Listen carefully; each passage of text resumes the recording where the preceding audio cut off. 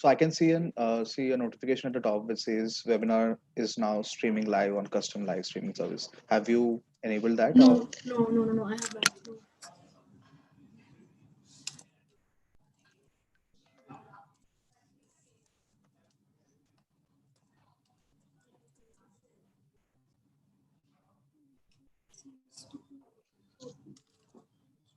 So I have the link with me now, Prashant. I just have not started streaming it yet. okay, Oh, okay.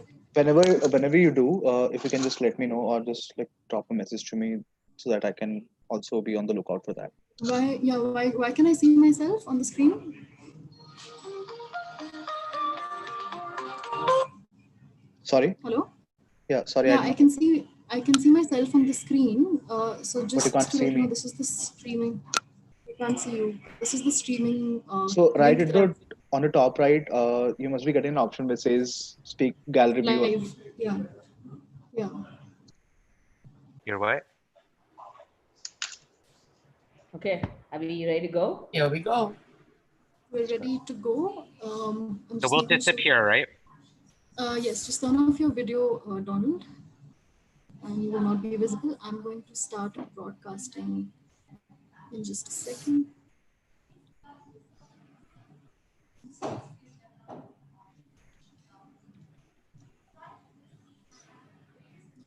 Prashant, I'm going to send you the link again if you can help me with the custom live streaming. I think it is live streaming already. Yeah, it is. It is, I guess. It is? Okay. Okay, I'm going to start broadcasting now, guys. 3, 2, 1.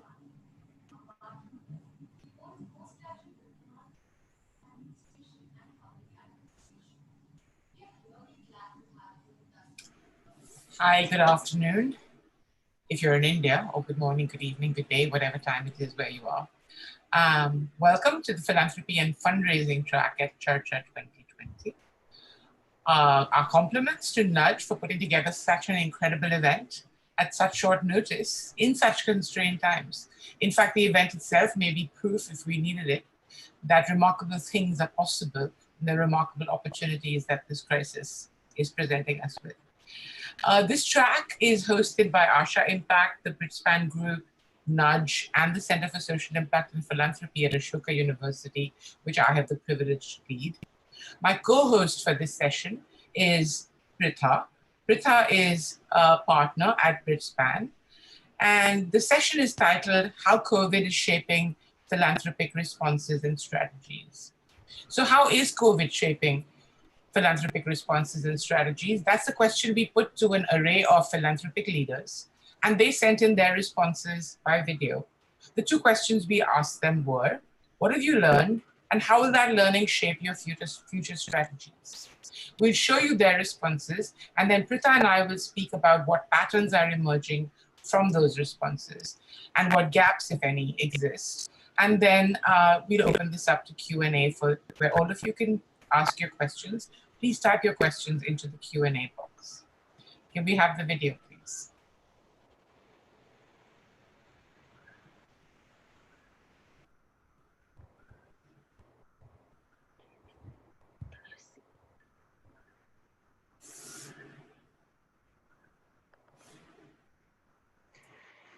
The COVID pandemic has been an extremely humbling and learning experience of a lifetime for me.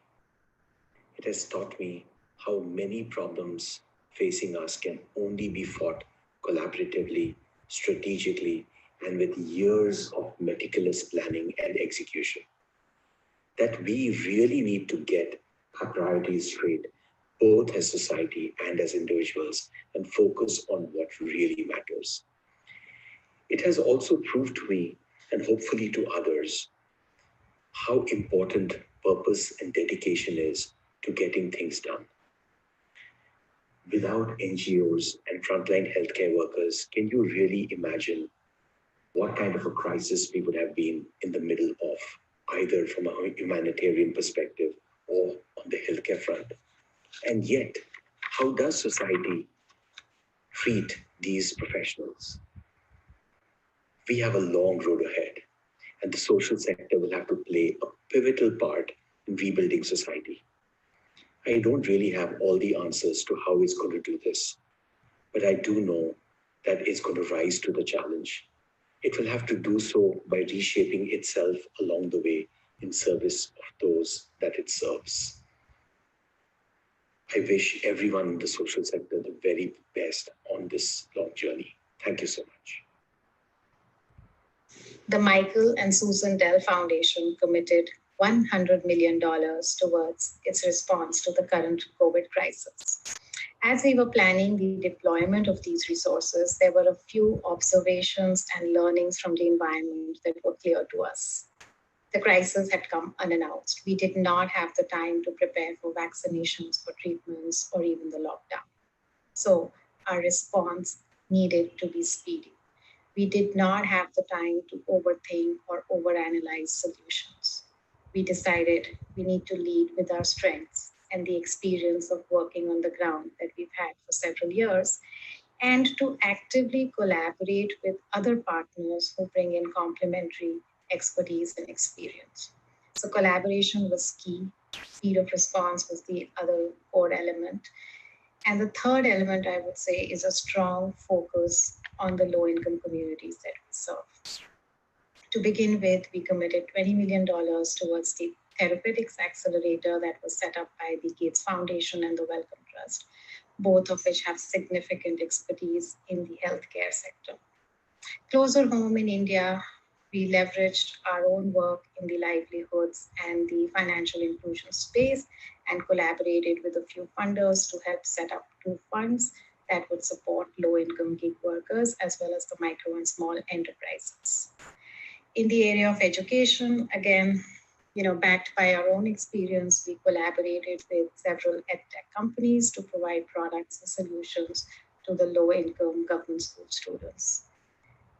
More recently, we've committed support to the Action for COVID Task Force that was set up by the VC community in India, trying to see how technology can help us find scalable solutions for testing, tracing, containing, and even treating the virus. Across all of these, I would say collaboration has been a key element. One says a crisis unites people and then divides them. Clearly, we are in stage 1. The level of active participation and collaboration that I see across the ecosystem, whether it is the government, the philanthropists, retail donors, private sector, nonprofits, social enterprises, I think everybody has come together to address the crisis. It's a moment of connectedness. And as we move forward, I really wish we can continue this connectedness, continue this journey, look at our key areas of healthcare and livelihoods, and together address the crisis. Our purpose as Omidyar Network India is to support entrepreneurs in the private, public, and nonprofit sectors who help create a meaningful life for every Indian. In light of the current situation, as a first step, we moved quickly to focus on the health, safety, and well-being of our own teams, and the continuity of operations that brought about enabled us to significantly step up our responsiveness to our partner organizations. What we've also clearly learned is that the financial distress to large sections of the population, daily wage earners, migrants, etc., is severe, with the lockdown resulting in the cessation of most business and work activities. A survey that we supported in the last few days shows that additional direct benefit transfers, including cash transfers, have already begun to flow to people in the below poverty line category. And that's clearly a positive thing. Nevertheless, the economic impact of the pandemic will be deep and prolonged across the board. The slowdown will most impact the vulnerable sections of our population, large swathes of India's next 500 million, whom we seek to serve at Omidyar Network India, the vendors, the daily wage earners, the gig economy workers, and small businesses. When Omidyar Network India announced a rapid response window to fund proposals that support the lower 60% of India's income distribution in managing and mitigating the challenges that come with COVID-19, we saw a really strong response from organizations, both for-profit social enterprises, but especially from non-profit organizations. We saw proposals that strengthen containment, detection, and treatment, that support crisis management capabilities, and enhance resilience and recovery in the wake of COVID-19. And it's been heartening to see the number of responses we've received to the call. Many of them involving collaborations between groups of organizations that sought to pool their respective strengths. And clearly, this sort of pulling together is going to be really important going forward if we are to pull out of this crisis. While it isn't fully clear yet what the medium and long-term responses will need to be, there are some themes emerging. For example, we see a strong need to focus on informal workers and migrants in cities and to understand what can be done to improve service delivery to them and to improve the quality of their lives in our cities. There is a need to communicate welfare benefits clearly and accurately so that beneficiaries can indeed make use of these programs in real time as their livelihoods are hit. We think philanthropy will need to be quite responsive to these emergent needs, while also supporting all of the work that nonprofits and civil society have been doing, both in response to the crisis as well as before. First heard about this dreadful COVID-19, I was full of anxiety and was very self-absorbed about the safety of my people whom I love, my family, and myself. And that anxiety even entered my meditation space. But then I started hearing about the plight of migrant workers and how they were walking for miles, not reaching neither their home nor their place of work, how they were starving, dying. And suddenly I felt a great sense of gratitude that my God, how lucky we are, what life they are going through.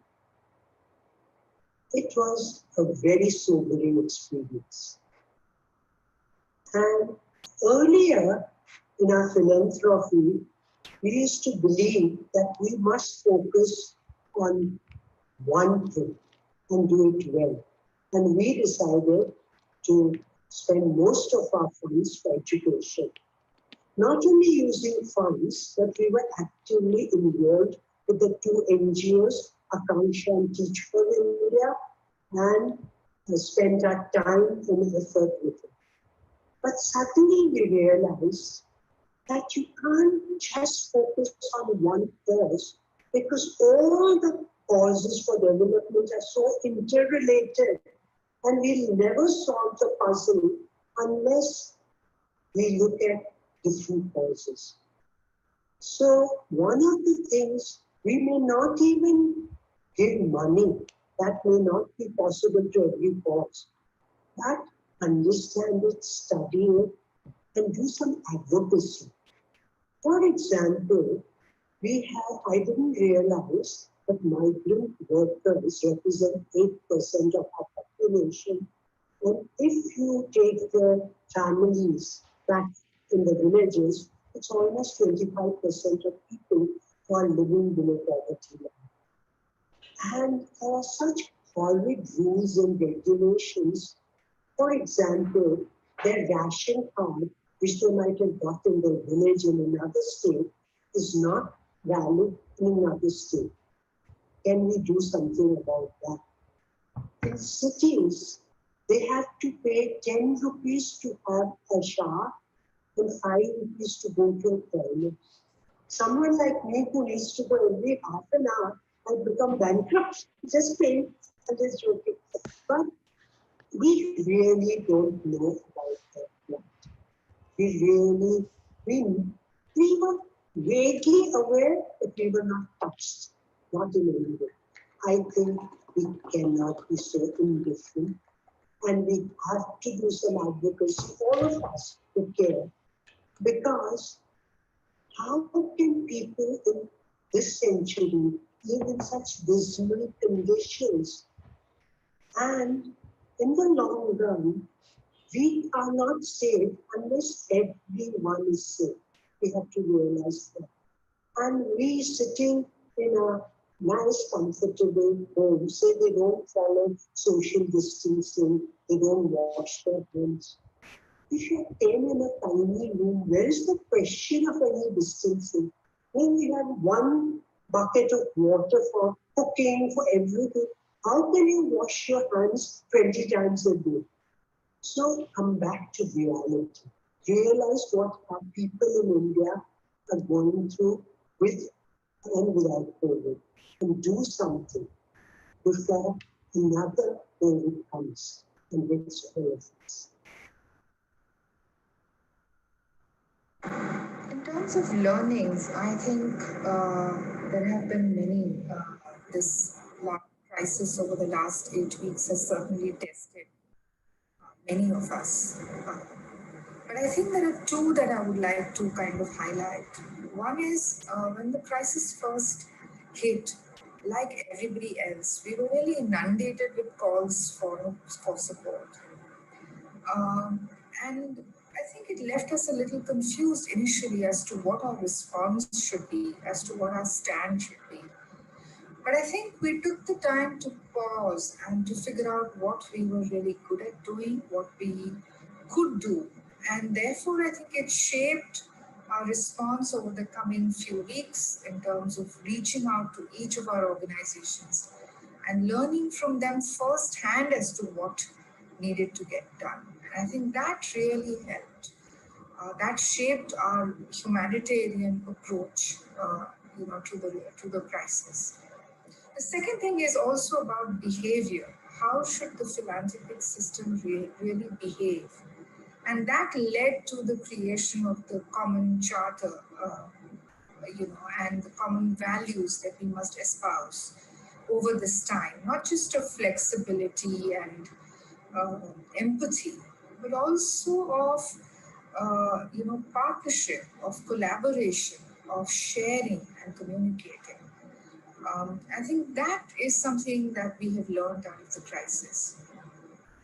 Ultimately, I think we want to look back 10 years from now, not only on how much we did, but how we did it. How was our behavior over this period of time? I think that is very, very important. Did we do the very best we could? Did we collaborate as a team? Did we push the boundaries of thinking? Did we create new ways of working with civil society? I think that is really, really important. In terms of what we need to do over the coming months and years, I think this one needs a long-term approach. It's not just post-COVID, but it's just the kind of institutions and policies and systems and structures that the country has built over time. And what really needs to be undone as much as what needs to be built newly. It's very clear that our institutions and our structures did not support the communities that were the most marginalized and the most vulnerable at this time. And therefore, what as philanthropy we need to do around this. The second thing, of course, is really around helping organizations, not just with funding, since there is going to be a funding crunch in the months to come, but also in terms of helping them, give them time and space and support and thinking support around how they would need to reshape themselves after this, how they need to really look at their programs from a more long-term systemic lens, as opposed to just providing support and relief in the communities that they work with. I think that's going to be really important. Hi, my name is Sunil Wadhwani. I'm involved with two foundations in India. One is the Wish Foundation based in Delhi, which works to strengthen primary care systems in low-income communities using innovation and technology. We currently operate over 500 primary care clinics in partnership with government in states like Rajasthan, Madhya Pradesh, Uttar Pradesh, Assam, and Delhi. Over the last 6 years, we've served over 10 million patients with free, high-quality primary care. With the advent of COVID, our team is now working double time because we're also helping many of these state governments with setting up COVID crisis response centers, setting up teleconsultation networks so that physicians can connect with their patients, but without direct contact. We're helping set up isolation wards in remote rural areas. The other foundation was set up by my brother and myself in Mumbai a couple of years ago, and that's an artificial intelligence institute. And what we do is we apply the power of data science and artificial intelligence to addressing key challenging issues in healthcare, in education, financial inclusion, and so on. So we have teams working on applying AI to tuberculosis. How do we detect TB earlier? How do we treat it better? We're applying AI in areas like better maternal and child health, farming, and so on. With the advent of COVID, we now also have teams working on doing epidemic forecasting for the central government and state governments in India. We have a team working on how to try and detect COVID through the sound of a person's cough into a smartphone. And something like that could truly be applicable globally if you're able to get that to work. What's really impressed me in the last few weeks with the advent of COVID, I mean, this has been an absolute tragedy, and it is causing so much misery with so many millions of people. But what's impressed our team is the power of partnering with government in implementing solutions on a large scale, the power of partnering with other like-minded organizations, and finally, the power of innovation and technology in addressing some of these very deep issues. Going forward over the next coming months and years, in both our foundations, we are redoubling our efforts to strengthen the public health system in India. My own dream is that in the next 10 years, by the year 2030, that every citizen of India will have access to good quality primary healthcare. That is the ultimate solution, and that is what will help us avoid and minimize the impact of issues like COVID and any other similar issues. Working together, we can make that vision happen. We must make that vision happen. Hello, good afternoon. My name is Pradeep and I'm with the Ford Foundation. First off, thank you for providing me this opportunity to interact with all of you. Let me just get to the two questions that was asked of me. First, what are the lessons, I guess, as a philanthropic organization that we have learned from this crisis? Very briefly, two. One is that inequalities, whether they be economic or gender, still need to be addressed and are, in our opinion, a top priority. We have always believed that as a foundation. We have always been focused on it, but this particular crisis has, I think, put some more spotlight on how these inequalities are manifesting in various ways. The second lesson, I guess, is, and this is a lesson that has proved me wrong in some ways.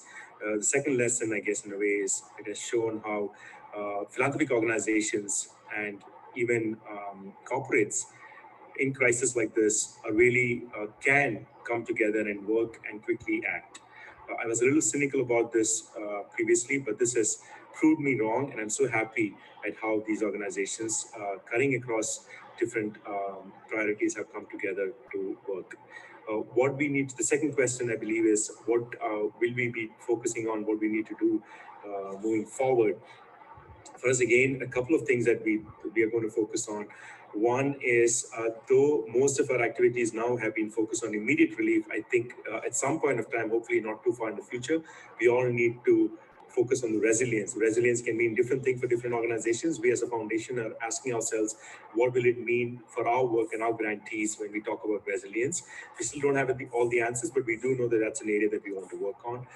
Two, and this is a continuation of the work that we've always been supportive, which is that we do need to build, we do need to focus on institution building. Institution building is key and core to increasing the efficiency of organizations on the ground, be it universities, institutions, nonprofits, whatever you have. I think we all need to go back to the drawing board and see, as philanthropic organizations and funders, how can we be better and do a better job of actually helping in institution building. Thank you. Very strong emotional and mental commitment that this is the right thing to do, and if not now, then when? Right? And that was a very strong and important orientation that we pivoted to very early and very quickly, both at Wipro as well as the foundation. And obviously the might of the foundation is much bigger, at least from the philanthropy side, than Wipro. So that was one. We did that. We decided very quickly.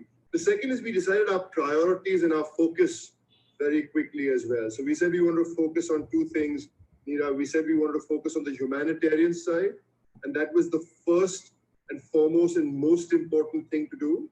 And we would try and do that both by providing meals, hot meals, as well as ration, and working with our partner organizations that we trust, and we'd work wherever we could reach the last mile impactfully through their support.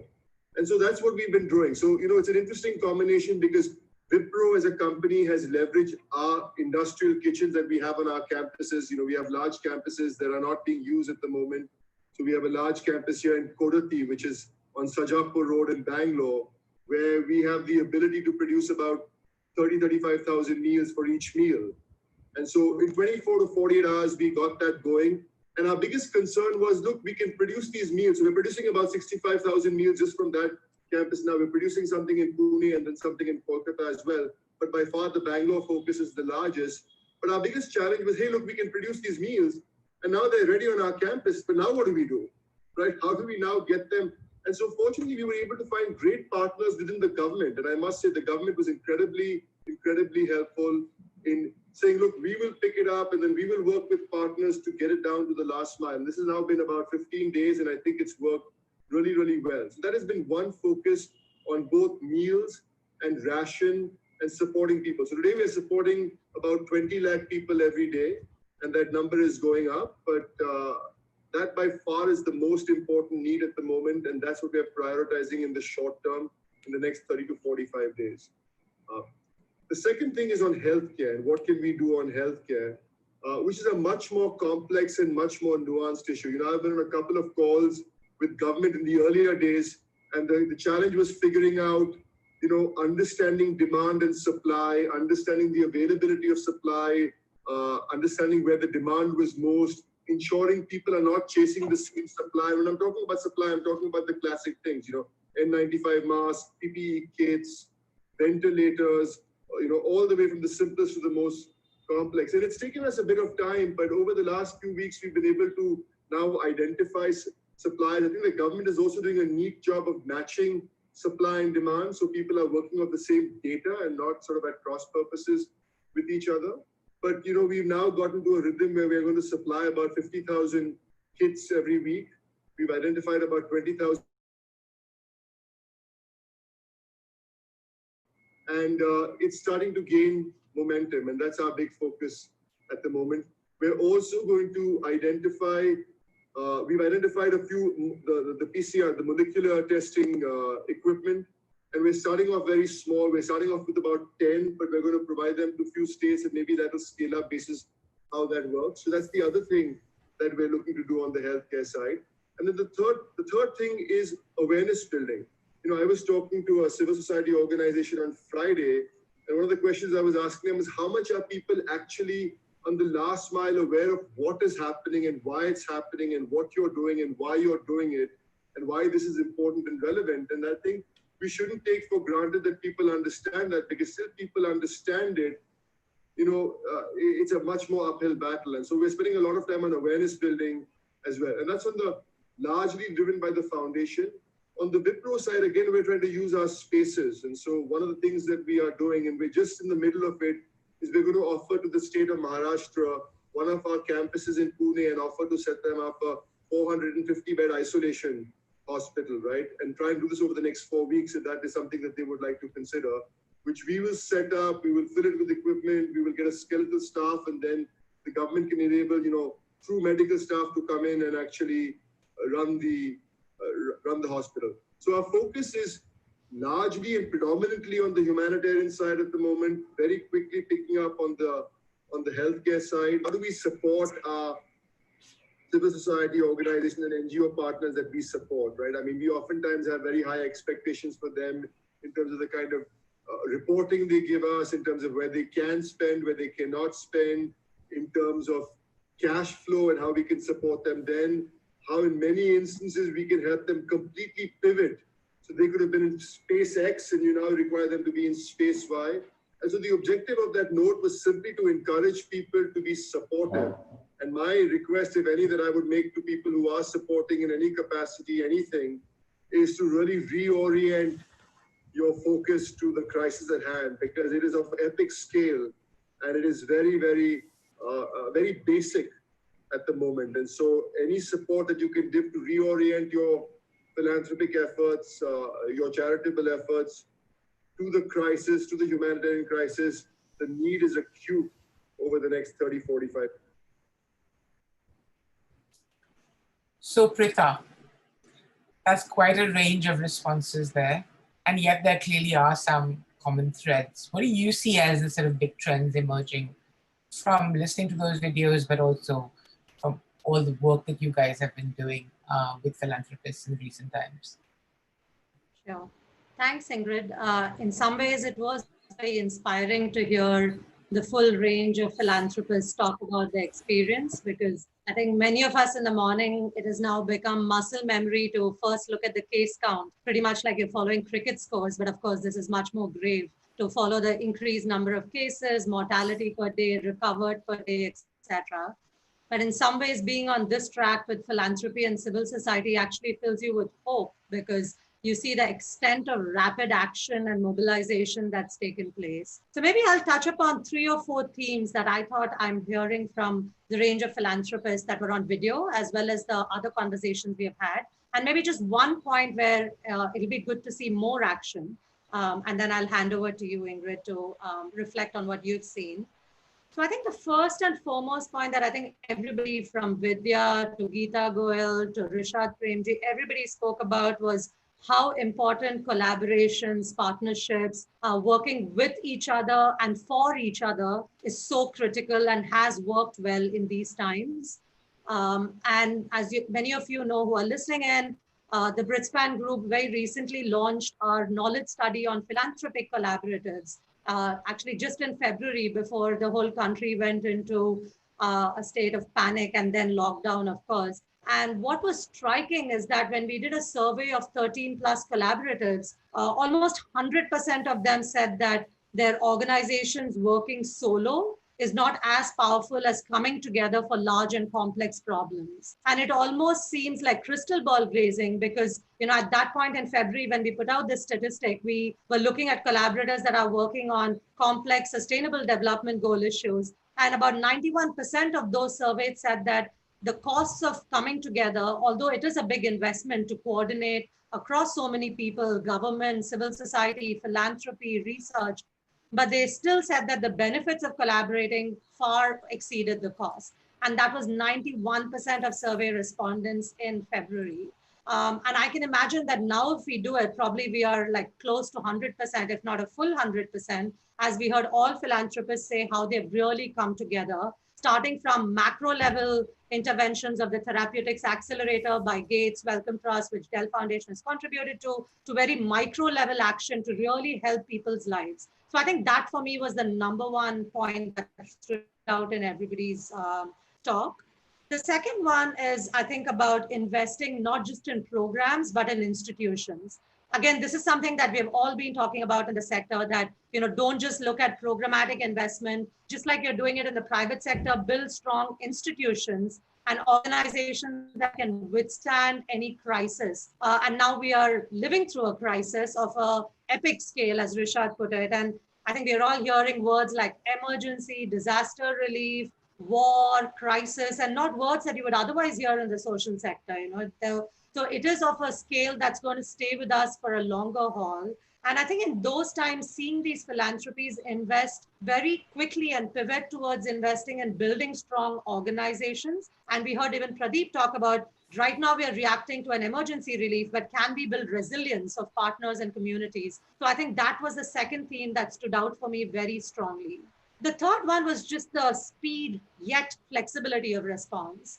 And often one talks about elephant analogy, right? Where you have a strong strength and resilience of an animal coming to it with all its power to the issue. But I think what was impressive in hearing everyone speak is it was not just that elephant-like strength, but also the speed and flexibility that came with that size, which I think is very unique in these times, and we don't normally see that always. And what was, I think, striking is, for example, whether it is dealing with the food crisis, Rishad spoke about pivoting the Wipro kitchens to produce 10,000s of meals and supplying them, or indeed about responding speedily to bring together responses for migrant workers or in fact putting together quarantine centers from a public health perspective.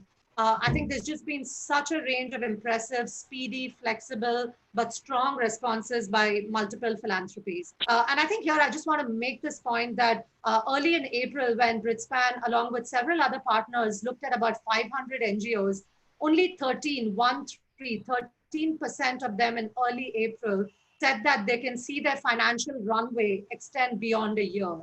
And that was out of 500 NGOs that we did a very quick survey with other partners. So you can imagine at the start of the lockdown, our nonprofit civil society are calling for help in terms of flexible, speedy, and institution building response. So it's great to see the philanthropy side hopefully matching that call to give a coordinated response. And I think just the fourth and final point I'll touch upon is how inequities that are already existing in the system get so much more pronounced at crisis times like this, whether it's disabled people, the elderly, and India is a very rich cultural society where the elderly live in societies as opposed to living at the fringes of societies. Or if you talk about other forms of inequities, whether it's women, vulnerable children, LGBTQ communities, I think it's critical for philanthropy, as we heard many of them say, to come together to support and not accentuate these inequities in the system.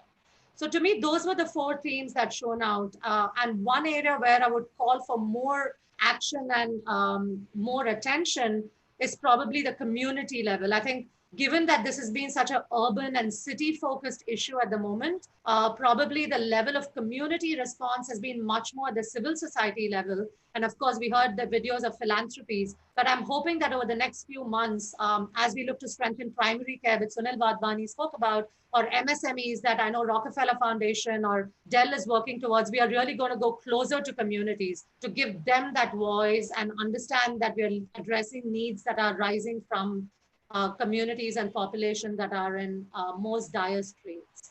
So I think that's the only one that I would call out as probably more philanthropic action required from what I heard right now. Thanks, Back Prita. to you, Ingrid. Thank you. The only couple of things that I'd add really was, I think, certainly in my lifetime, it's the first time I'm hearing organized philanthropy speak with such strong voices on the idea of addressing root causes. We've for too long, I think in the last couple of decades, really focused on getting very narrowly focused on a particular metric. And the shift from that sort of silo mentality where I'm looking to shift the needle on one metric to being able to talk, even that taboo word advocacy finally made it into a couple of their statements. So I think, while there might have been some trend in recent years to move upstream for philanthropy, to go from funding program to funding, say, capacity building within organizations, I'm hoping that this really will galvanize or accelerate a shift towards being able to address complex issues in their complexity and to be able to look at root causes of which our country doesn't lack any, rather than simply treating symptoms. I think whether there's this call really I'm hearing from all of these people to re-examine our assumptions, to look at public health afresh, to look at urban development afresh, to look at inequality in all its dimensions, as you mentioned, and to, I think, what people call the Overton window the aperture might have opened a bit, where things that were politically unfeasible even 3 months ago are suddenly politically feasible, whether that's universal basic income or whether that's universal healthcare or cash transfers or any of those modalities, which were really, all the evidence was there, but there wasn't really momentum or traction behind them. The second one, I think, is, to hear from each of these people real empathy, real compassion. They're not in the main talking about these as, antiseptic issues. There's a sense that somehow the bubble of privilege has been pierced here, and that people now seem to really get that the vast majority of our fellow citizens who live on the margins and the kind of conditions they live in and the kind of precariousness of their existence is finally coming home to people in a way that these are people that are all around us and yet they're invisible to us, whether they're nurses or other frontline health workers or police people or sanitation workers. they're literally all around us, and then we don't see them. I think they suddenly sort of brought them into view in a way that most people probably haven't seen before. And finally, I think I really like what Vidya said about focusing not just on the how much, but on the how. I think, you know, to hear from each of these philanthropists, some degree, I think, of humility in terms of what do we know, what do we not know, and, you know, a much more responsive approach to their philanthropy in terms of listening deeply to what partners are saying and what communities are saying, and responding to those needs rather than coming in with some a priori sort of assumptions about what works or what doesn't. I was actually surprised that technology didn't find more mention besides Sunil Vatwani's thing. I think maybe this particular group of philanthropists may not, in that sense, be representative of all philanthropy out there, which I think is putting a lot more emphasis on more technocratic solutions. And then, of course, there's my favorite philanthropic pet peeve, which is yes, we need to get to the root causes of issues, and yes, we need to build NGOs that can deliver sustainably, flexibly, responsibly. But I think, as fast as the response has been, as comprehensive as the response has been, we have paid a huge price still in delays and inefficiencies because of the lack of what that infrastructure layer. Organizations like yours and half a dozen others that we have is so underserved in terms of this philanthropic infrastructure that allows us to accumulate knowledge, that allows us to share data, that allows us to make connections easily. I mean, I'm so envious of countries where within days of the crisis hitting, representations from civil society organizations were in Parliament or in the US Congress. I'm so envious when I see that the Secretary of Treasury in the UK has announced a £750 million support package just for civil society in the UK. In India, we've heard about support for MSME, for gig workers, for migrant labor, but I haven't heard a single word about a support package for civil society, which is going to need it. Because, as you said, most of civil society organizations operate on such thin financial margins that 3 months or 6 months from now, as the real impact of the financial crunch that is coming, you know, as CSR budgets dry up, as money gets focused on COVID relief, leaving core programs unfunded, is really going to hit hard, not just in terms of the organization's sustainability, but job losses, and then, of course, finally, our ability to serve the constituencies and communities that we serve. I think the last piece really that I think maybe we need to add to the agenda or keep reminding people about is that as much as the immediate humanitarian needs and the social and economic needs need addressing, that we also have civil society organizations that are focused on democracy, human rights, freedom of expression, privacy, surveillance, data ethics, and so on. And so that's an area I think we're going to have to highlight a bit more. We'll take it now to questions. Bindi, if you've been sort of keeping track of the questions that have been coming in, would you want to sort of share some of them with us? Sure. So I think the first question, Ingrid, we have, and I'm going to do you want me to just tell you a couple and then both of you can answer them? Sure.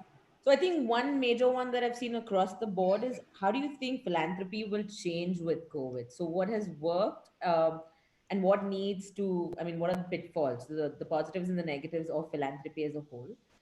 The other is, how can nonprofits play a role in channeling philanthropy more effectively? So what has worked for nonprofits and potentially now what they need to change in the way they function?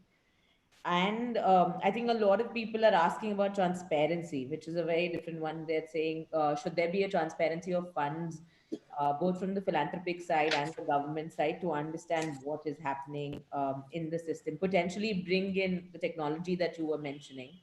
Might be the time to do that now. So I think those are a couple of questions right now. And there are a bunch of questions on sectors that are not addressed by philanthropy. So what will happen to those sectors?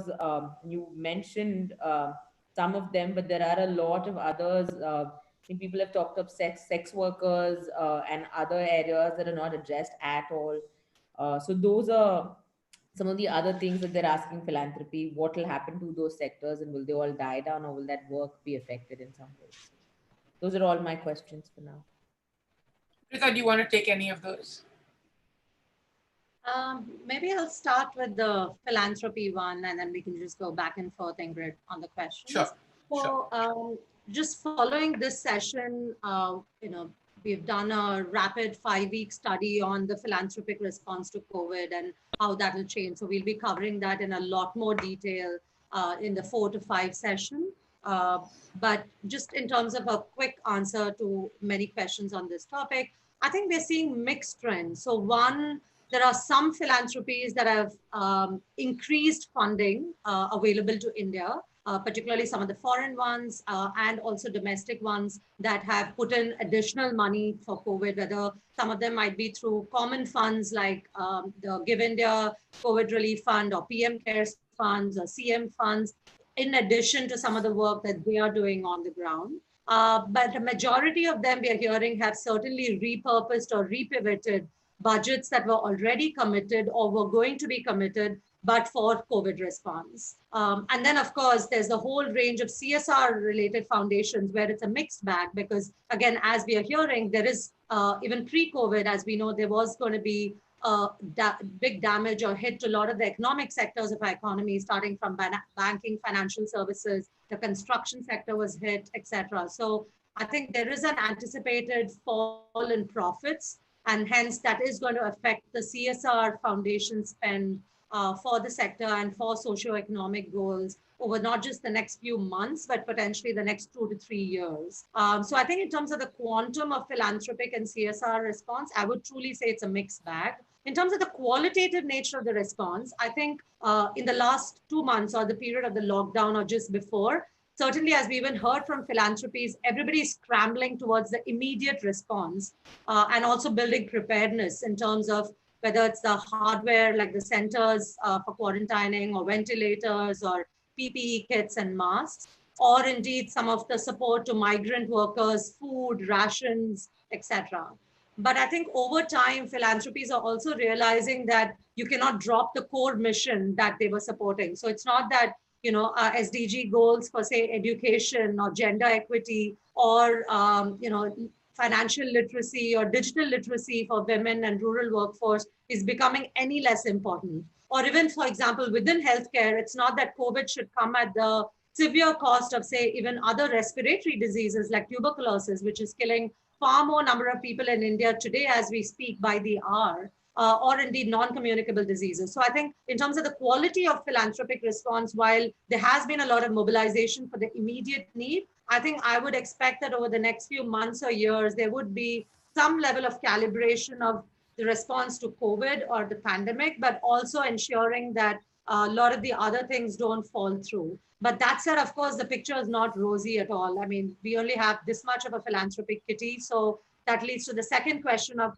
how would it affect nonprofits? Because there is going to be an anticipated overall lesser money for much heightened levels of issues in the communities and populations.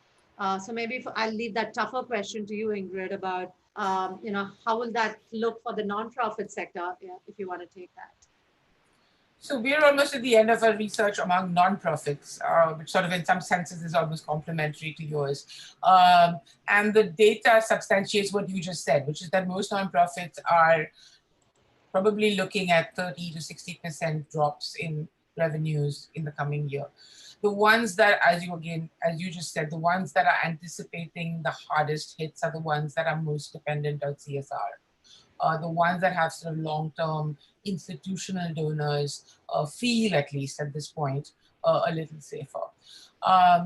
The need for nonprofits to, first of all, I think, pivot where they can, to to demonstrate their contribution, if you will, to COVID response, I think is step one. Step two, I think, is communicate. So, even if you're not making a fundraising ask of your donors right now because it's not the right time, to simply be letting your donors know what your situation is, what you're hearing from your communities, how things are changing with your staff, with your infrastructure, putting out those messages in a regular sort of stream of messages, I think is critical. And thirdly, I think, it could be late, but it's still better late than never, to really work on building a diversified donor portfolio. To know that institutional donors have a role to play in the kind of investments they're willing to make versus CSR donors, versus high net worth individuals, versus retail donors. And I think one of the undertold stories of this crisis so far has actually been the story of retail. There was data from Razorpay that said that online donations are up by 180%. I know from the association we have with the Give India COVID Relief Fund that 1/3 of the almost 200 crores that fund has raised has come from individual donors. They're also seeing huge spikes in people's willingness to do these transactions online. It's also interesting to see how some of the causes that were featured in the question. I mean, I've seen crowdfunding appeals that have actually done quite well for transgender communities, for commercial sex workers, for kids with cancer, for a range of causes that you might think are falling off the radar, but are actually being able to raise money online from their niche audiences for what you might call a niche cause. There's even, for example, the emergence of a platform dedicated to fundraising for these kinds of causes. I don't know if you're aware of ourdemocracy.in, which is a crowdfunding platform that actually focuses on some of these more difficult causes. So I think in many ways, these were changes that were long overdue, and the crisis will simply accelerate them. But it's not going to be an easy 12 to 18 months for the nonprofit sector. And perhaps the other thing that, maybe I'm being over optimistic, but that's me. The thing that I hope gets some impetus as a result of this crisis is nonprofits' ability to organize as networks and to give themselves demand and get a voice in policy discourse, in the public discourse, in the media, and so on. I mean, for too long, the negative narrative about nonprofits being ineffective, inefficient, possibly corrupt, maybe even anti-national has gone unchallenged. And I think there could not be a better time now that philanthropy and the public at large actually sees nonprofits' value in action. There could not be a better time to organize and start to develop a more concerted, coherent voice in the public domain. I'm looking at the time and it looks like we have 4 or 5 minutes left, Bindi. So are there any last questions? No, can we just get closing remarks from both of you, because we have about 4 minutes left in the session. So sure. Rita, you want to go first? Okay, since you're chairing, I think you get the say to say who goes first. Get the last word. Yeah, exactly. So I think given the number of nonprofits as well in the participants list, I would say the very critical thing to do in the days forward is to actually do scenario planning. It's something we are doing ourselves, even though we are a global nonprofit working not downstream, like all those heroic services that are actually providing support to communities at this time of need.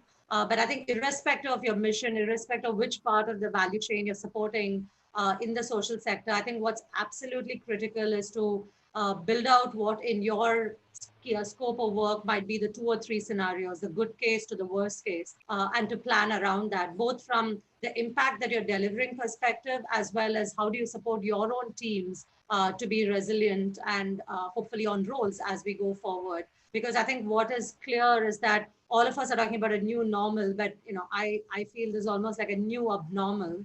And hopefully the abnormality will move closer to normalcy in 2 to 3 years, like we've seen historically in other epidemics like the Great Plague and Ebola, of course, was shorter, but much more emergency response. But whichever way this pandemic eases out, hopefully over the next months and years, I think it's important to be prepared for this as a long haul. And the second thing I would say is that to be really as individuals in the sector or just as citizens of the country, really much more aware and conscious as civic society, whether it comes to discipline about hygiene or wash practices, or indeed supporting other disabled or other inequities to be reduced in the economy, for each of us to play a role. Because I think clearly what's come out during the lockdown is that each of us need to play roles, not just at the organizational level, but also at our individual and community levels. And that's irrespective of our mandates. So I think those are the two thoughts that I would leave with all of you. Thanks, Prita. So there's a quote from Vladimir Lenin where he said, there are decades when nothing happens, and then there are weeks when decades happen. And I think we're in that one of those weeks, or those periods of weeks right now. And we're in such disruption of such scale that in a sense, all the pieces are in play. All the things that you took for granted, that you assumed were fixed and unchangeable, are suddenly movable now. The disruption has sort of opened these cracks which suddenly let the light in, which suddenly let you have a glimpse into the lives of people and our fellow citizens, to, the possibility that we don't need to let these huge and persistent injustices and inequities to persist. So I think the only thing I'd like to end with, it's up to all of us as civil society, as infrastructure, as philanthropy, to ensure that we build on that momentum and don't lose it. I mean, it'll be too easy, as Geeta said in her video, to go from a period of great together connectedness to a period of great division. And that's a real threat in our country. It's an ongoing threat, and it's something that we really need to guard against. Thank you all for tuning into this session on the philanthropy and fundraising track at Charcha 2020. I'm actually going to hand you over to Prita now for the session where they're going to be presenting their the findings of their report. Thank you all. Great. Thanks so much, Ingrid. So I think moving on from this session where we heard different philanthropists and looked at ways in which philanthropy and the civil society has responded and needs to change or respond going forward, we are going to go into sharing of the study that the Britspan Group has recently undertaken on how philanthropy has responded to COVID and what should be the role of philanthropy going forward. Maybe I'll just hand over to my colleague Nilufer to give a few opening remarks and then to set us up for the next few sessions. As I can see in the Q&A that several of the attendees have asked what's going to be the order of speakers. So maybe Nilufer, if you could just set the tone, we can then get into the sharing the memo findings. Sure, I'm happy to do that. I hope I'm audible. Can you hear me, Preeta? Yes. Okay, great. So thank you everyone for attending the philanthropy sessions at Charcha 2020. Just in terms of an introduction, my name is Nilufer Memon and I'm a manager at the Britspan Group. So over the last 1 month, we conducted a rapid study to understand the areas within healthcare and socioeconomic spaces where philanthropic capital could be meaningful. We conducted over 37 interviews, spoke to a bunch of industry experts to understand these opportunities and to identify organizations who will be a year later presenting their work about what these opportunities were and like what was a good way to look at the response phase of the COVID crisis.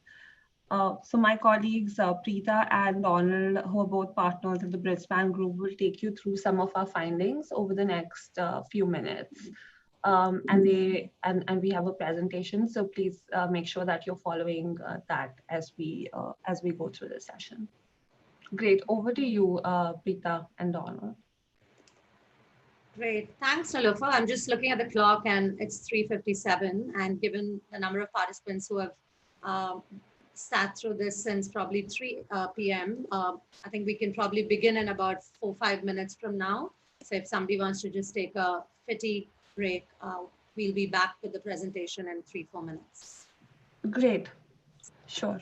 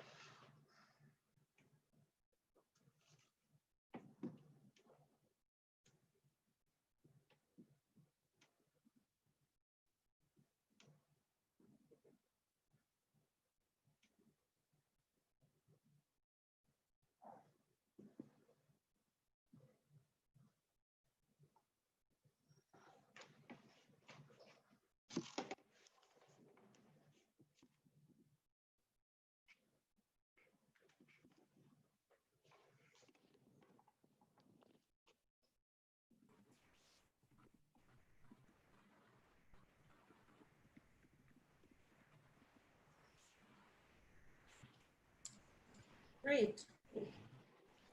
It's good to be back. I hope everybody got a bit of a break from the monotony of voices. I was having a bit of a deja vu of doing this kind of a discussion in a brick and mortar institution where we would have had cups of tea or coffee at this break with probably some of those boring biscuits or exciting biscuits, depending on whether you like those famous cookies that you get at all these convenings. But of course, given this is all Zoom, I hope all of you could just take a 5-minute break and come back to this.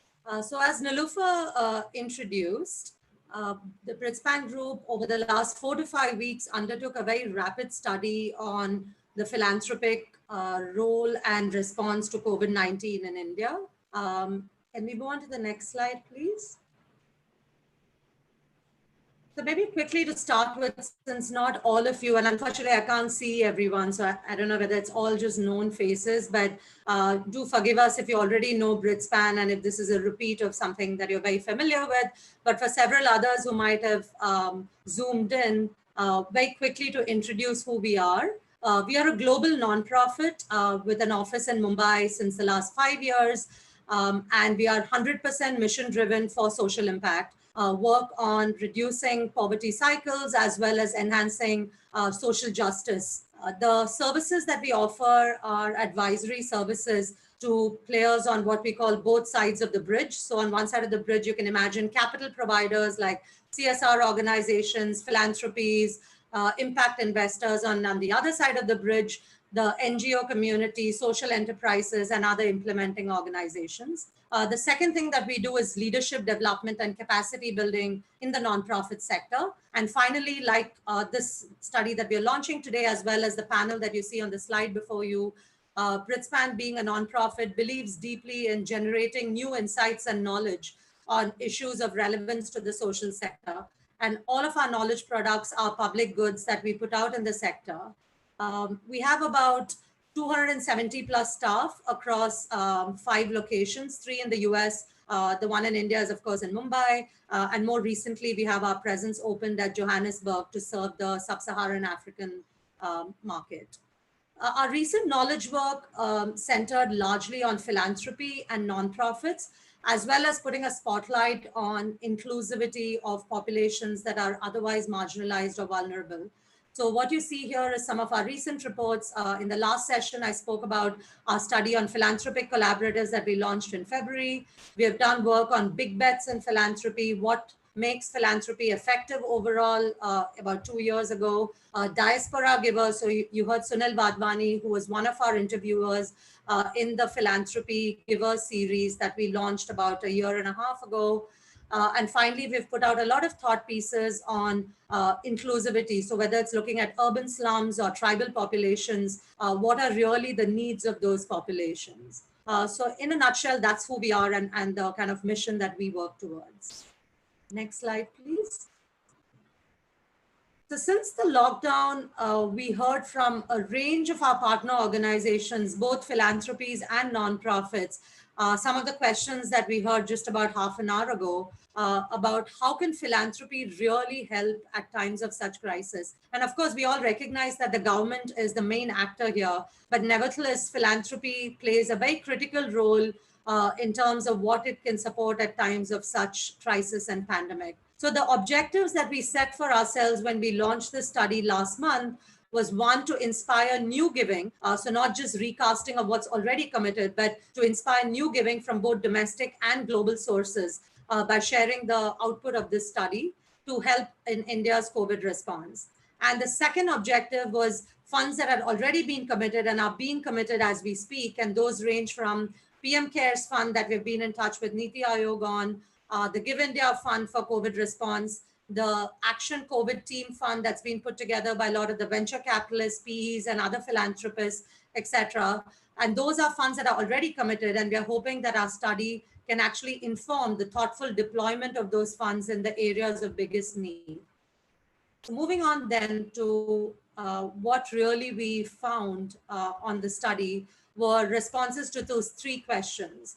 So the first thing we really probed on is why is philanthropy really important? And I think this is a very critical question because it's important that each actor does things that are additional to what others are doing, as opposed to duplicating or wasting resources and time on doing things that others are already engaged in.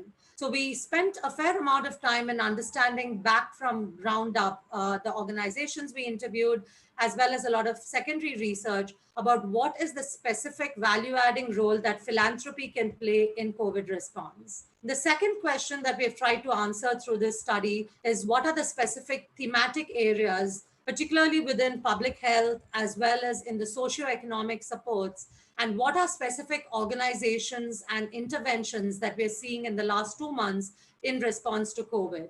And what we try to do here is to profile illustratively about 15 organizations that are doing sterling work on the ground, adapting to the needs on literally a daily basis to support communities and populations for COVID response. And we recognize that these 15 are a drop in the ocean, and there are a few hundreds of organizations that are working on COVID response. So these 15 really just are intended to give a bird's eye view of the types of interventions that are actually going on for COVID response. And finally, as Vidya Shah said in her video, and we heard in the previous session, how do you really invest? So it's not about just where you give money, but really, do you need to change the way in which philanthropy is investing over the last several years, now in times of pandemic? And are there some new guiding principles that are critical for philanthropies to remember as they provide support to the civil society? So I think these are the three framing questions that we are trying to anchor our study on, and we hope to throw some light over the next few minutes as my colleague Donald and I talk through this. Moving on then to the next slide. We are all hearing things like emergency, disaster, in terms of how do you respond to this crisis. And there's a whole lot of literature that people are drawing upon, experts in public health, politicians, bureaucrats, as well as others in civil society, to see what can be learned from previous pandemics. And what we have done here as Britspan is to look at an emergency management cycle that's tried and tested in different emergency and disaster scenarios and adapted that for the COVID crisis. And you'll see that there are 4 critical parts of this. So one is preparedness, where you're really supporting the planning and being ready in advance of an outbreak. But of course, as this crisis hit multiple countries, the best of preparations or plans have gone to naught, and everybody is reacting in rapid time. But that said, there are still several organizations that are working in India in geographies, particularly in rural areas or tier 2 and 3 cities, where the number of detected cases are still low. And a lot of civil society and philanthropists are helping prepare these should there be a deluge of cases in the coming months and years. The main focus of our study has actually been on the second bucket, which is the response, which is where we are hearing a lot of philanthropies as well as nonprofits, like those of you who are listening, working on both containing, controlling, and treating the disease, and at multiple levels. So there could be levels of response at the national or state level, but also at very local levels at communities to address the socioeconomic impacts of this pandemic. And we are hoping that over the next few months and years, both philanthropy, civil society, as well as government and business will pivot towards actually investing in recovery and resilience. And that's something that's already on everybody's minds. But currently, I think the level of resourcing required for preparedness and response has been so high that recovery and resilience is still at the planning stage. And our study is going to throw light on what you need to do, not just now, but also hopefully going forward. What we try to do then, going on to the next slide, is look at a framework where we looked at 6 particular roles of philanthropy being very supportive of other actors in responding to COVID. And these 6 areas we find are unique ways in which philanthropy has risen to the cause and is continuing to help. The first one is just in terms of speed, in terms of the rapid response, where government systems or even businesses, because this is not their core work, may act slower. And one good example here is the Omidyar Network's Rapid Response Funding Initiative, which set aside about 10 to 11 crore rupees early in April and May, and they've already funded a range of proposals looking at public health, technology, community supports, migrant labor, etc., very rapidly to look at how philanthropy can support government and other responses here. The second area where philanthropy has been unique is in terms of supporting innovation. And while government, of course, is encouraging a lot of medical research, right from domestic, the made in India concept for PPEs or testing kits, philanthropies really move fast in terms of not just products, but also stimulating processes and networks to react to the crisis. And one example to call out is how Marico Innovation Foundation and A.T. Chandra Foundation have put together a grand challenge called #Innovate to Beat COVID. And already they've been inundated with thousands of applications ranging from innovations in kit like PPE or testing or medical technologies to also other products and processes to respond to COVID.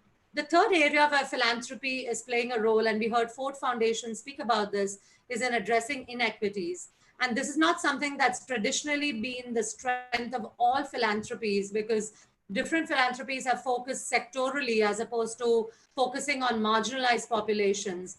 And I think calling out that this is an area where philanthropy is beginning to play a heightened role and can do much more in the coming days, I think is critical. And this can range from violence against women and girls to working in marginalized tribal communities, or indeed working with elderly populations. The fourth area where philanthropy can play a more thoughtful role is very localized community-led approaches. Because as we know, philanthropy is supporting not just NGOs that are working at scale, but also a lot of times community-based organizations, movements, grassroots organizations that are supporting small number of populations, whether it's villages or even small cities.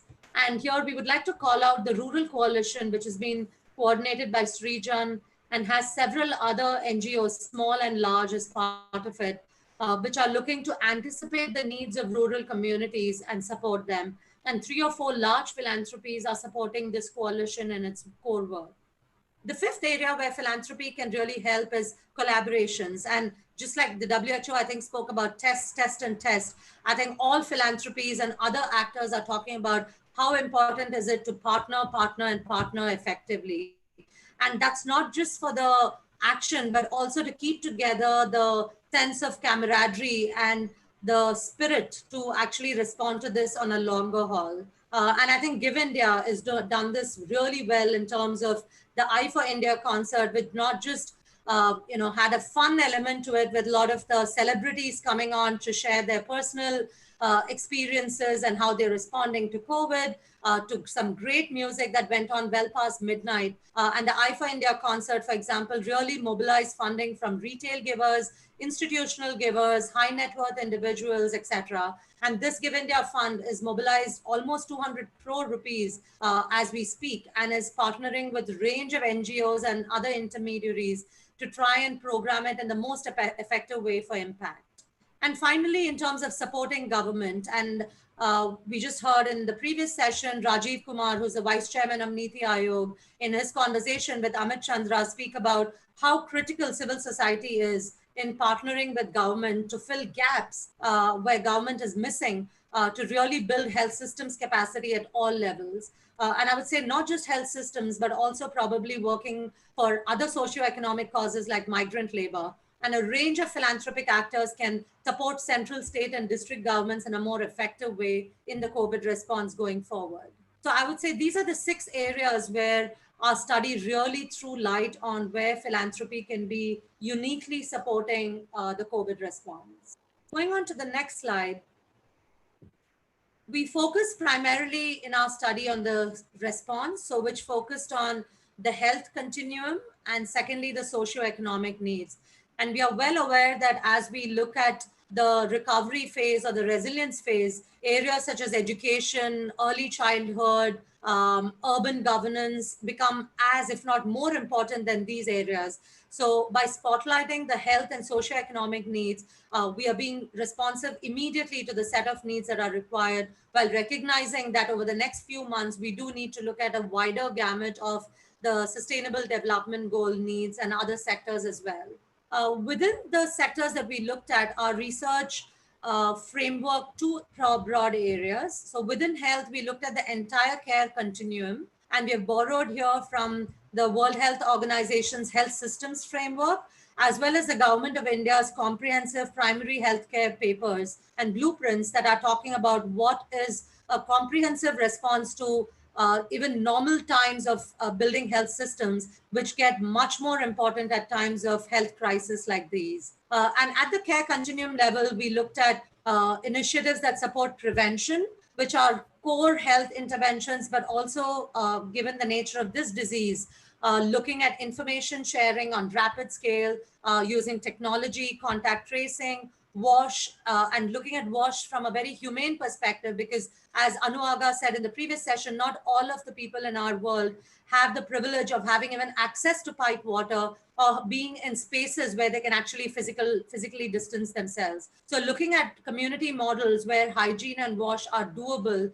has been a big part of our focus in the prevention bucket. The second area is screening and diagnostics, and where we recognize that government is largely centralizing the testing work, but a lot of NGOs and philanthropy are supporting initial prevention and identification of potential cases that are then referred on for testing for the PCR tests, or hopefully going forward, the antibody tests. And the third and final bucket in the care continuum about treatment, and more than treatment, the control and management of the disease, so that we are not spreading the disease at the rapid rate in which we are seeing several other Western economies battling.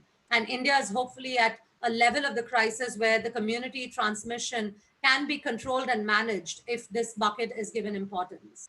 And looking at a systems perspective, we looked at starting from the community side, the demand side, how do you actually enable communities to participate and ensure compliance in treatment and prevention? Looking on to service delivery, health, human resource needs, we're all speaking about our frontline workers who are risking their lives. And this is not just health professionals, but also paramedics, ambulance workers, ASHA workers, Anganwadi workers, who are really at the forefront of delivering health support to communities. And then looking also at the health information technology, medical supplies, although there's no treatment for COVID, one cannot forget that other supplies for other diseases like, whether it's tuberculosis, HIV, AIDS, or non-communicable diseases are as critical at these times. And in this, we also looked at vaccination and immunization, because while that did take a backseat, it's important to rejuvenate that, because we don't want another polio resurgence or measles resurgence in the country. And finally, a lot of philanthropies and NGOs working on supporting government on financing policy, and how do you really advocate and influence government policy to improve the response to COVID. On the socioeconomic sides, we looked, of course, at the basic needs of food and shelter, given the number of informal sector workers that are heading back home as we speak. The second area being not just giving them fish, but also teaching them to fish, as they say, because economic stability and maintaining their dignity for livelihoods becomes critical. While, of course, cash handouts and cash transfers are critical in terms of the immediate response and saving lives, over the long term, one does need to look at gainful employment for these populations to be able to support their own families. And lastly, but very importantly, the physical and psychosocial safety. And speaking to Mariwala Institute and their partners, we are realizing how mental health has actually had a silver lining here in some sense, to get a lot more philanthropic attention, because this was a much ignored cause or a stigmatized cause. But I think now looking at anxiety, stress, physical harm has become main centered, and it's important for philanthropy to play a role here. And my colleague will talk much more about the focus on vulnerable populations, which cuts across all of these areas and which is of critical importance here. So maybe on that note, I'll hand over to Donald, who will share some of the learnings that we heard of in the last 4 to 5 weeks. Great. Donald, over to you. Thank you, Preeta. Hi, I'm Donald. I'm also a partner at the Bridgespan Group. And as Preeta mentioned, one of the key areas that we focused on in this study was the impact of COVID on vulnerable populations. And while COVID-19 is certainly a crisis that is affecting all of us, we also know that in times of crisis, inequities that exist in the system tend to intensify, because it's really the very systems that are responding to the crisis that created those inequities in the first place. And so that's why we see a particular role that philanthropy can play in addressing some of those inequities and elevating both the response and the kind of directly responding and elevating the needs of these populations. So this slide represents some of the vulnerable groups that we heard about in our research, and they're definitely not all of the vulnerable groups that are impacted by this pandemic, but they are some of the ones that we that were highlighted by the folks we interviewed most often. And obviously, what's not shown on this slide is the intersectionality that exists across these vulnerable groups, and that can impact any individual disproportionately. So I won't highlight everything on this slide, but I will talk through some of the main themes that we heard across kind of the organizations we profiled and the folks we interviewed. So one is that many of these groups, such as SCSG individuals, as well as slum residents, have limited access to quality health and hygiene facilities that are so critical in this time, and also can live in conditions that make adopting social distancing measures particularly difficult. So I think that's one we are all aware of, but that we should keep in mind as we think about what the philanthropic response to this pandemic needs to be. Second is that the lockdown and actually the response to COVID-19 has really exacerbated the situation for many groups. And one that I'll highlight here is elderly individuals. So this group is already at high risk due to weakened immune systems, and we know is that one of the highest risk populations as we think about COVID-19.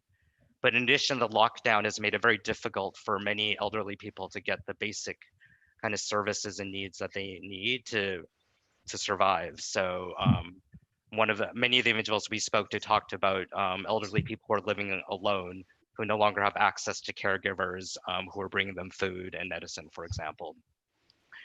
And to make matters worse, they are also facing reduced access to care for chronic conditions such as diabetes and hypertension, which are important comorbidities with COVID-19. And finally, there are groups facing social stigma, such as LGBTQ individuals, that can be disproportionately affected by the lockdown, as they may lack familial and community support, and also forced to stay in conditions where they face kind of social stigma. So these are some of the groups that will continue to highlight throughout the research, and that you'll see there are also some of the groups that are working specifically to address their needs. On the next slide, so we did profile 15 organizations through this work, and this slide is more talking about our process to select those organizations. And in no way are the organizations a comprehensive list or even a representative list of the organizations working in response to COVID-19. Really, our goal was to highlight the range of responses that we're seeing on the ground. And so the criteria we used to select these really were, one, organizations that are engaged in the COVID response. So as Preeta mentioned, we are not yet researching the resilience or recovery phases of the kind of pandemic response. And that's not because we don't believe they're important, but simply just our current focus was not on those areas. And second, we looked to highlight a range of different organizations. So thinking about responses across the different elements of the health system, a mix of geographic presence, so including rural and urban mix, a mix of size and scale of operations, and finally, a mix of organizations that might be working more kind of on their own, although none of these organizations are working in isolation, as well as groups that are working more in collaboration. So if you go on to the next slide, this shows some of the organizations that we profiled. And I won't go into detail about any one of these organizations. Obviously, there are 15 of them. But there is a panel at 5 p.m. that I would encourage you all to stay on, so you can hear firsthand from 6 of these organizations on both what they're doing on the ground and on the role that philanthropy can play in supporting them. I'll just highlight a couple themes that come across here as we think about where we are seeing activity relative to the needs that are required. So what you see across the top of this slide is the very framework that Preeta presented earlier. So thinking about the health continuum, the elements of the health system, as well as the different area of social economic need. And I think the first thing we see is that most of these organizations are acting upon several of these levers. So what we are not seeing at this moment is kind of very vertical responses to the pandemic, but we're seeing that organizations are being very nimble to serve the needs of the people, of their beneficiaries, which in turn is causing them to really cross many of these different levers. Second, and a related point, we'll see many of the groups that organizations that traditionally focus on health are also working in the social economic needs space. And this goes to a theme we've heard kind of time and time again, that really the focus has been on relief. And that's, it's forced many organizations to be really responsive to what the communities they're serving are needing in the present moment. And then third, as Preeta mentioned, since the government is handling much of the screening, testing, and treatment for COVID specifically, we're seeing much of the activity happening in the prevention space. And we're seeing organizations really saying, what can we differentially focus on that complements the efforts of the government? And so that's leading to differential focus from these organizations on prevention versus treatment or screening or treatment. Alex, if you can go on to the next slide. What we've also seen across these organizations is 3 key challenges that they have highlighted, and these are quite common. One is the safety and morale of staff, particularly the frontline staff, due to the challenges in getting PPE, but also just pivoting as organizations have had to change how they work and how they deliver their core services. I think this is one we'll see continuing as it's becoming increasingly clear that this is not a weeks-long battle, but a months and years-long battle that organizations will have to sustain themselves through. Second is repurposing of both human and financial resources towards COVID-19. So all of these organizations had critical missions and were providing critical services before COVID-19, and they've had to divert some resources towards COVID. And that's leading to kind of challenges as you think about how funding will continue for some of their core missions. And I think we're seeing this happening both kind of at a macro level, so how kind of funds at a macro level are being allocated, and also within organizations as they think about how they best allocate the scarce resources that they have. And the third challenge, and I would say this is both a challenge and opportunity, is the adoption and usage of technology. So as across many of these organizations, we've seen incredible investment in technology, but due to kind of variable penetration of technology, particularly in more remote locations, they've had to be quite kind of creative, and I would say applying a diverse set of technology. So not just thinking about apps or help, but supplementing that with helplines, et cetera, that require greater kind of investment, both to operate in the longer term. So these are 3 of the common challenges that we heard across of the different organizations. And so finally, what do we think that means for philanthropy going forward? One is really focusing on issues of equity and justice for the vulnerable. So that's something we've highlighted throughout, but I think is worth repeating, just because that is a unique role that philanthropy can play in thinking about not how can you reach as many people as possible, but the most vulnerable. Second is, as we move through the cycle, rethinking and investing the needs that are rising. So right now, we have heard an incredible focus on relief and basic needs, which makes sense given where we are in the pandemic. But we're also hearing the need to begin shifting focus towards some arising needs, such as mental health, such as rural livelihoods with the migration that's occurring back into villages. So thinking about how the philanthropic response can shift as the needs shift as we move through the cycle. Third, and I'll spend a little bit more time here, is on providing flexible funding to build the resilience of partner organizations. So this really gets to respond to that challenge earlier about diverting resources towards COVID-19. And here I would say a couple things. One is the need to just build the resilience of these organizations as they prepare for the long haul. So this is going to be a long battle, and how are we preparing the organizations to do that?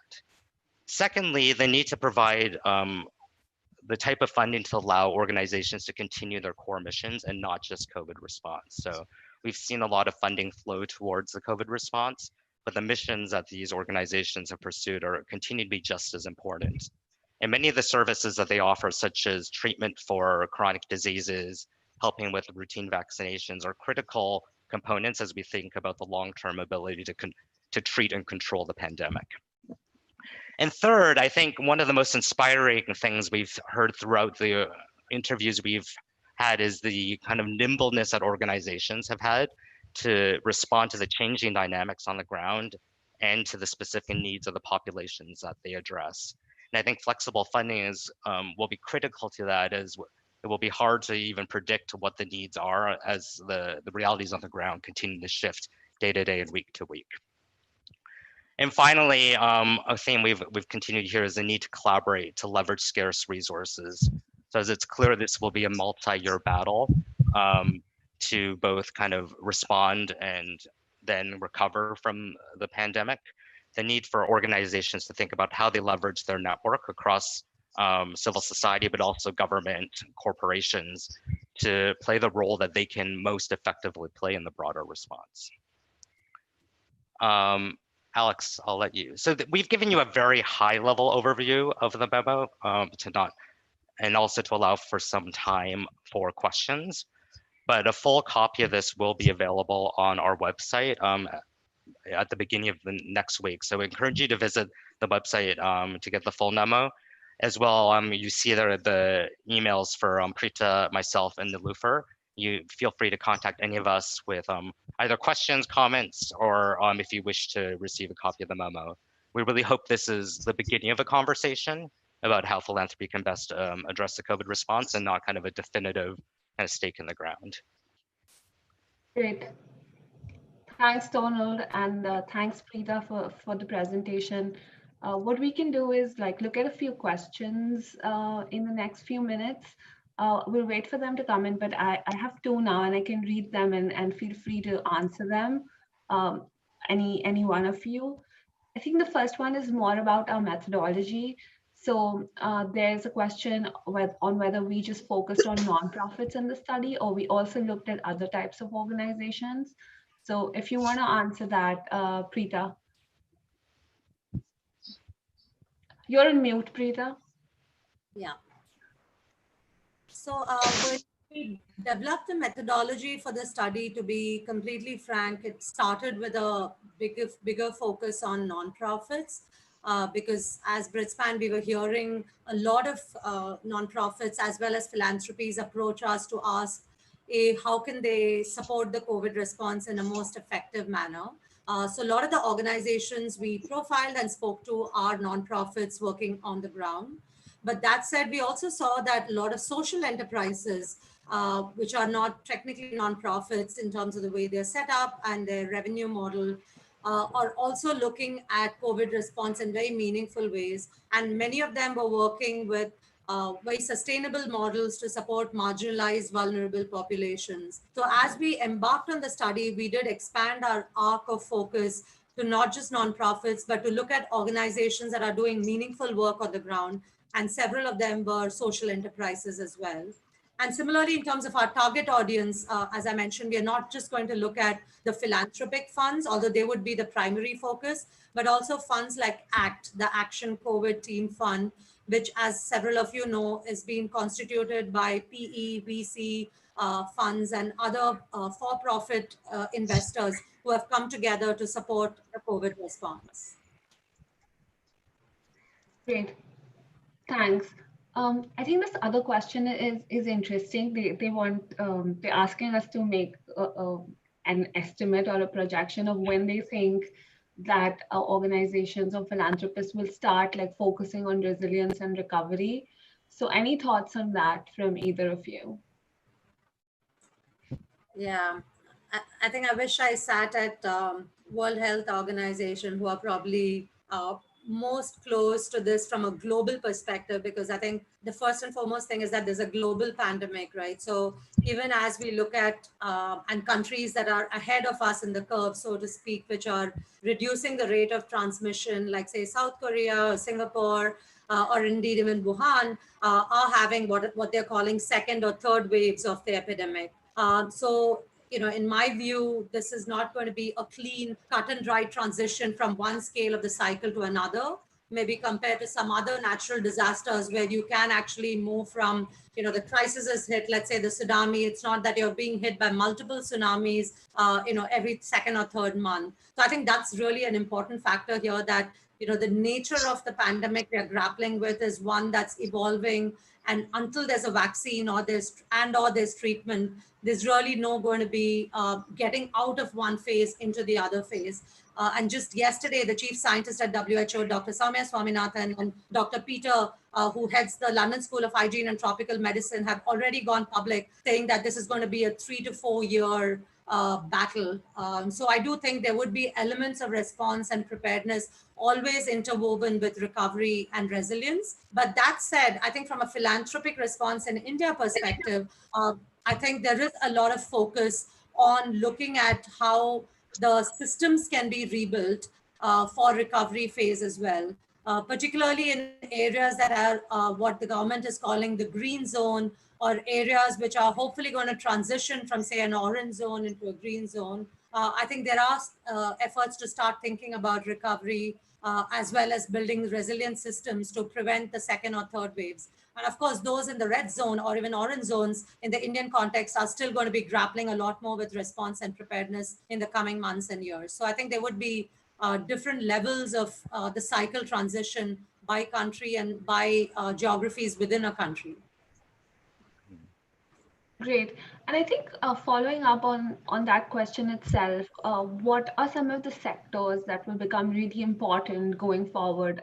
I know that our focus has been on healthcare and on socioeconomic needs because they're very typical to the response phase. But going forward, somebody in the audience wants to know that education is definitely going to be one of them, but are there like other priority areas that will kind of get the focus going forward? Donald, do you want to take that? I think one of the things we certainly heard was a focus on livelihood. So as we think about the economic recovery that is going to happen, or that is going to be needed, the focus on livelihoods. And I think there's a particular role that philanthropy can play here in thinking about the populations who've been fundamentally impacted by this. So not just kind of the general kind of economic recovery, but what are the populations that have been most deeply impacted by this kind of pandemic? So we're thinking about the migration that's happened from cities back to rural communities, and is there sufficient kind of livelihood, ability to make livelihoods within those communities? Also, populations that where their means of livelihood may have disappeared. So we have heard people highlight, sex workers, for example, which are a population that may not, be the focus of government attention, but certainly one that philanthropy could pay some attention to. So I think livelihoods is definitely one that's needed. Education, of course. And then I think one thing we will see or hope to see is really a focus on kind of specific populations as well, right? So that's initial response, but clearly this is a pandemic that is going to hit all sectors. So that's why you're hearing us, not kind of pick specific sectors, but those are just the ones that we've highlighted. We've heard highlighted from the folks we've spoken to. Right, thanks, Donald. And another question is more on whether we saw an increased focus both by philanthropists and nonprofits, whether the support was more pivoted toward healthcare or socioeconomic needs, and what our sense is on how they're dividing priorities between the two. Yeah, I can begin there. So since the situation is so live, there's not been much done in terms of, data is India's enemy in the social sector anyway, because we have such less data and often dated data when it comes to social sector numbers, and not all of this is put out in public domain. But with that caveat, I think we are seeing, in my perspective, almost an equal focus in the last 5 weeks that we studied this between the socioeconomic supports and the public health response. And I think that was echoed in some of the video recordings we heard in the first session of the philanthropy track, right? So where Premjis, who have committed 1,125 crores, or Tata Trust that have committed 1,500 crores. I think these are the two big ones. And of course, a range of them have given 100 plus crores to PM Cares, as well as to other funds. And the focus of these funds has been defined as both public health in terms of the prevention of the disease, the spread of the disease, as well as the healthcare elements. And the second big focus area has been livelihoods, food security, and ensuring support to migrant workers. So while at the start of the crisis, if we had just kind of been told to write on a blank sheet of paper, I think India would not have expected as much of a support or even a crying emergency need on the socioeconomic support side. But I think what is transpiring, and in some ways that is in some ways inspiring, that philanthropy has risen to it, but some ways it's also absolutely shameful that we have let down 90% plus of the informal workers of our country who have been slogging day and night to keep the engines of this country running, and who are having to go back under very inhuman conditions back home. And I think the philanthropic response mirrors that one needs to look at supplies of rations, entitlements to government schemes, as well as cooked food in some instance through food kitchens, etc. So I think the food response has been so strong that in some ways that is parallel the health response. The other thing we saw is that because a lot of the health response is concentrated with the government across countries, not just in India, given that the central command in terms of what is allowed for testing eligibility, what are the centers and kits that are certified for testing, which are the hospitals that are certified for treatment beyond public hospitals, is all very government controlled. The role of philanthropy there, as we mentioned in the 6 roles, has been very additive to support government and fill gaps where government has been missing. So I do want to call out that even where we saw responses on the healthcare side, the bulk of the response is still the government. And where philanthropy and civil society have helped has been more in those 6 areas that we outlined in terms of the unique response. But I think in terms of exact numbers, it's very tough to say, except for some of these bigger philanthropies like the Premjis or Tata Trust, or indeed the Give India Response, COVID Response Fund, which are starting to put out some numbers. We will get to know those exact quantitative divide between these 2 areas better. And just one final thing, some of you might have seen the news hot off the press yesterday, where the PM Cares Fund put out their first public announcement on the deployment of PM Cares, because so far after the first week, they had not put out any press release on even how much funds have been collected. And yesterday on May 13th, the first tranche of 3,100 crores have been allocated for COVID relief from the PM Cares Fund. And as the government, the Prime Minister's office put out, 2,000 crores of that have gone towards purchase of ventilators, largely in government-run hospitals. About 1,000 crores have gone towards care of migrant laborers, which is going to be disbursed to state governments for food, shelter, medical treatment, and transport for the migrants, and about 100 crores to support vaccine development. So that's been the first public announcement of the disbursement of funds. And again, there you will see the divide or the respective allocation of funds between medical care and socioeconomic supports. Back to you, Nilufer. Right. We have a really interesting question about, and this is something that I would just like to plug in, that we discussed a lot internally as a team, because we knew that it was something that we should think about as well, is about the other sectors that are getting deprioritized because of the COVID response. And one such sector that this attendee really has spotlighted is nutrition, because malnutrition and other deficiencies remain an important issue, and being malnutrition does weaken your immune system and make you more prone to the disease. So these are slipping, and what is our view on that, and how this should be addressed going forward? I can go first, and Donald and Nilufer, feel free to add.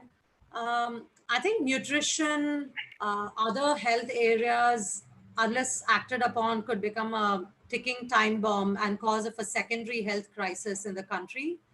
India already has some of the worst performing indicators when it comes to malnutrition, whether it's the percentage of children wasted, stunted, number of women and children suffering from anemia. These statistics are already very poor in the country, and upwards of 25%, depending on which indicator of nutrition you take. And if you look at marginalized populations like tribals, the indicators are far worse. So the rates of stunting, wasting, anemia are worse off for tribal populations in the country compared to other general population. And over the last 8 weeks or so, nutrition has obviously not been the front and foremost intervention because of two reasons. One, of course, the COVID response, but second, just basic food security became such a threat to lives that nutrition security became secondary.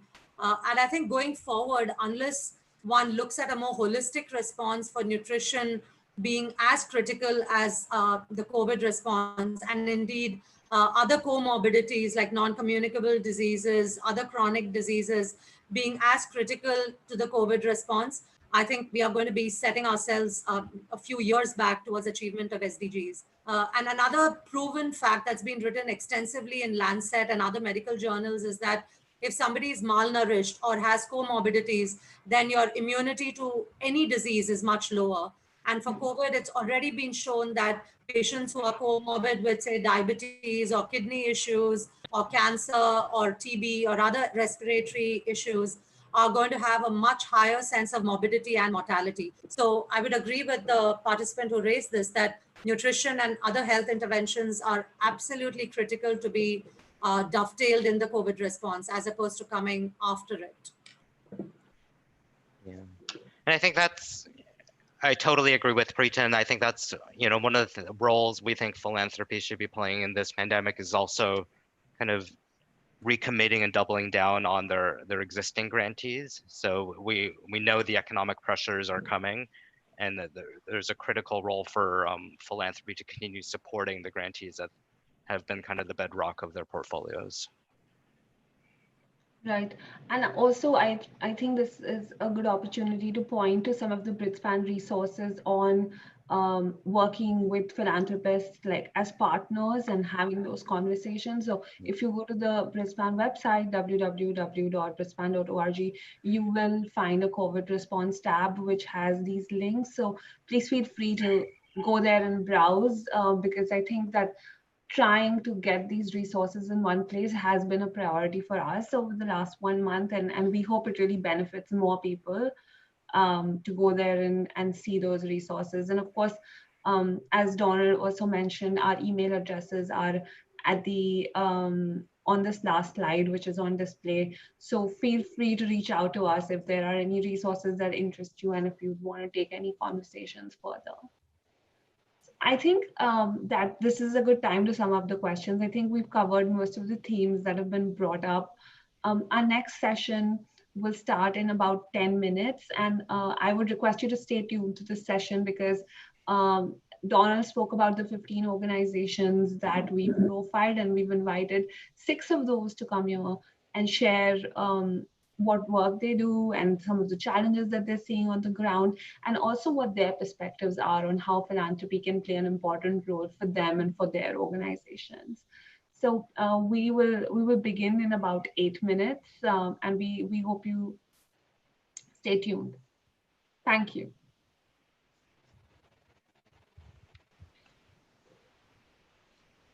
Thanks, everyone. So we'll all regroup in a few minutes. And as Donald said, if anybody wants a copy of the memo, please do write to us.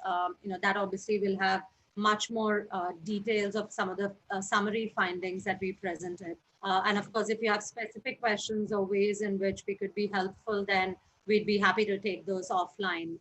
So feel free to reach out to us. Thanks, everyone.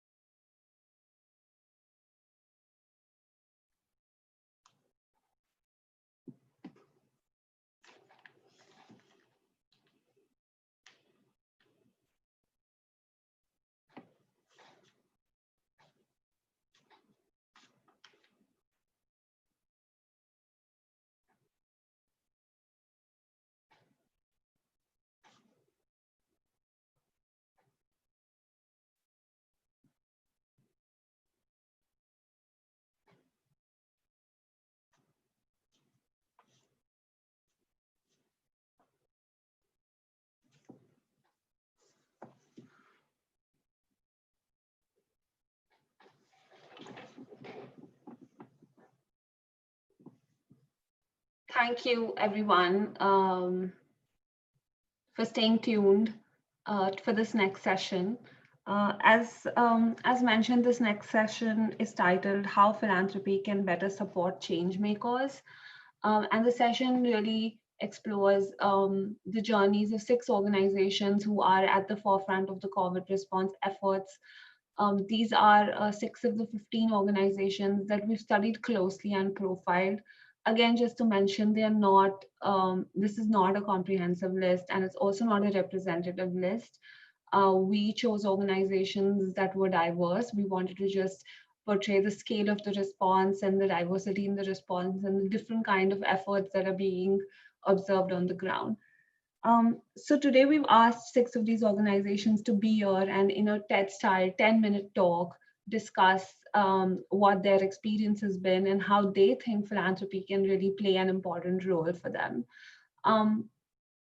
To the organizations who are here, I have one request. Please stick to the timeline. We have about 10 minutes per organization, and we are really operating by the clock. So would request you to stick within the 10 minutes. If you do shoot over 10 minutes, my colleague Alex or I will just give you a signal. But the request is for you to stay within that time. The first organization is Ajivika Bureau. They work very closely with migrant workers, and I have Divya Varma here, who's going to talk about the work that they do at Ajivika. Thank you for being here, Divya. Over to you. Thank you, Nilofer, for that introduction, and thank you for the opportunity. So I'll just start with a brief description of Ajivika Bureau and the work that we've been doing for the past 15 years. So we are a public service initiative, and we work very closely with a focus on informal and migrant workers, so basically communities dependent on labor and migration. We are headquartered in Udaipur, and we operate across 3 states, that's Rajasthan, Gujarat, and Maharashtra. So basically in the western kind of migration corridor. Our operating model is that we are present in the source areas, that is the villages from where migrant workers actually move out, and also in the destinations in big cities like Surat, Mumbai, and Ahmedabad, where these workers and their families actually go to earn livelihoods in the vast kind of urban labor markets of India. So some of the main kind of pillars of our interventions are the primary one is legal aid and support to these migrant workers, most of them who are informally employed in informal kind of work sectors, which means that there are no written contracts really that guide their work arrangements with their employers. So a lot of them fall victims to wage thefts and non-payment of compensation during accidents. They're outside the ambit of social security schemes. So helping them access these pending wages and access social security schemes, enable financial inclusion. We organize skill trainings for them that help them move up the value chains in these sectors like construction, like hotel and hospitality, and many other kind of sectors in these cities. We run primary healthcare clinics for them, both in cities as well as in remote, rural, tribal kind of geographies from where they migrate out. We also provide, we also run creches for the children of migrant workers in construction sites. In cities, we work with the families of migrants who stay behind in these villages when men are migrating out.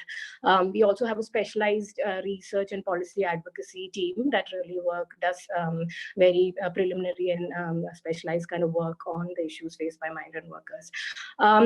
So ever since the lockdown, as you can imagine, migrant workers have been a community in spotlight because somehow they just came into the national limelight.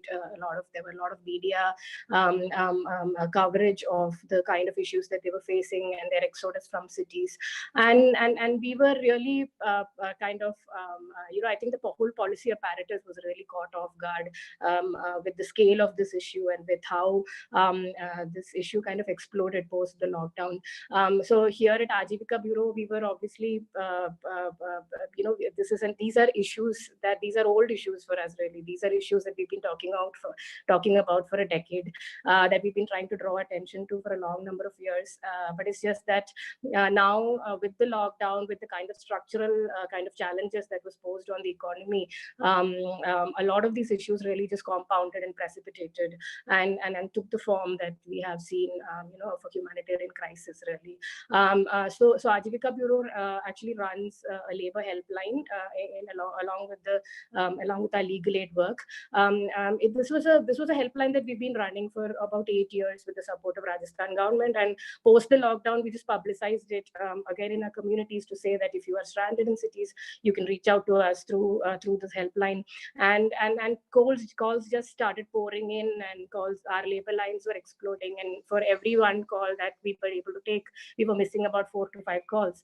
So till date, we've got about 20,000 calls requesting, food supplies, access to transportation, just helping activate government systems in these cities, reach out to these communities, complaining about pending wages, forced retrenchments, because a lot of employers have kind of also chosen to dismiss their workers. A lot of employers who are also small themselves have chosen to kind of flee their kind of enterprises as well, leaving a lot of workers and their families in the lurch.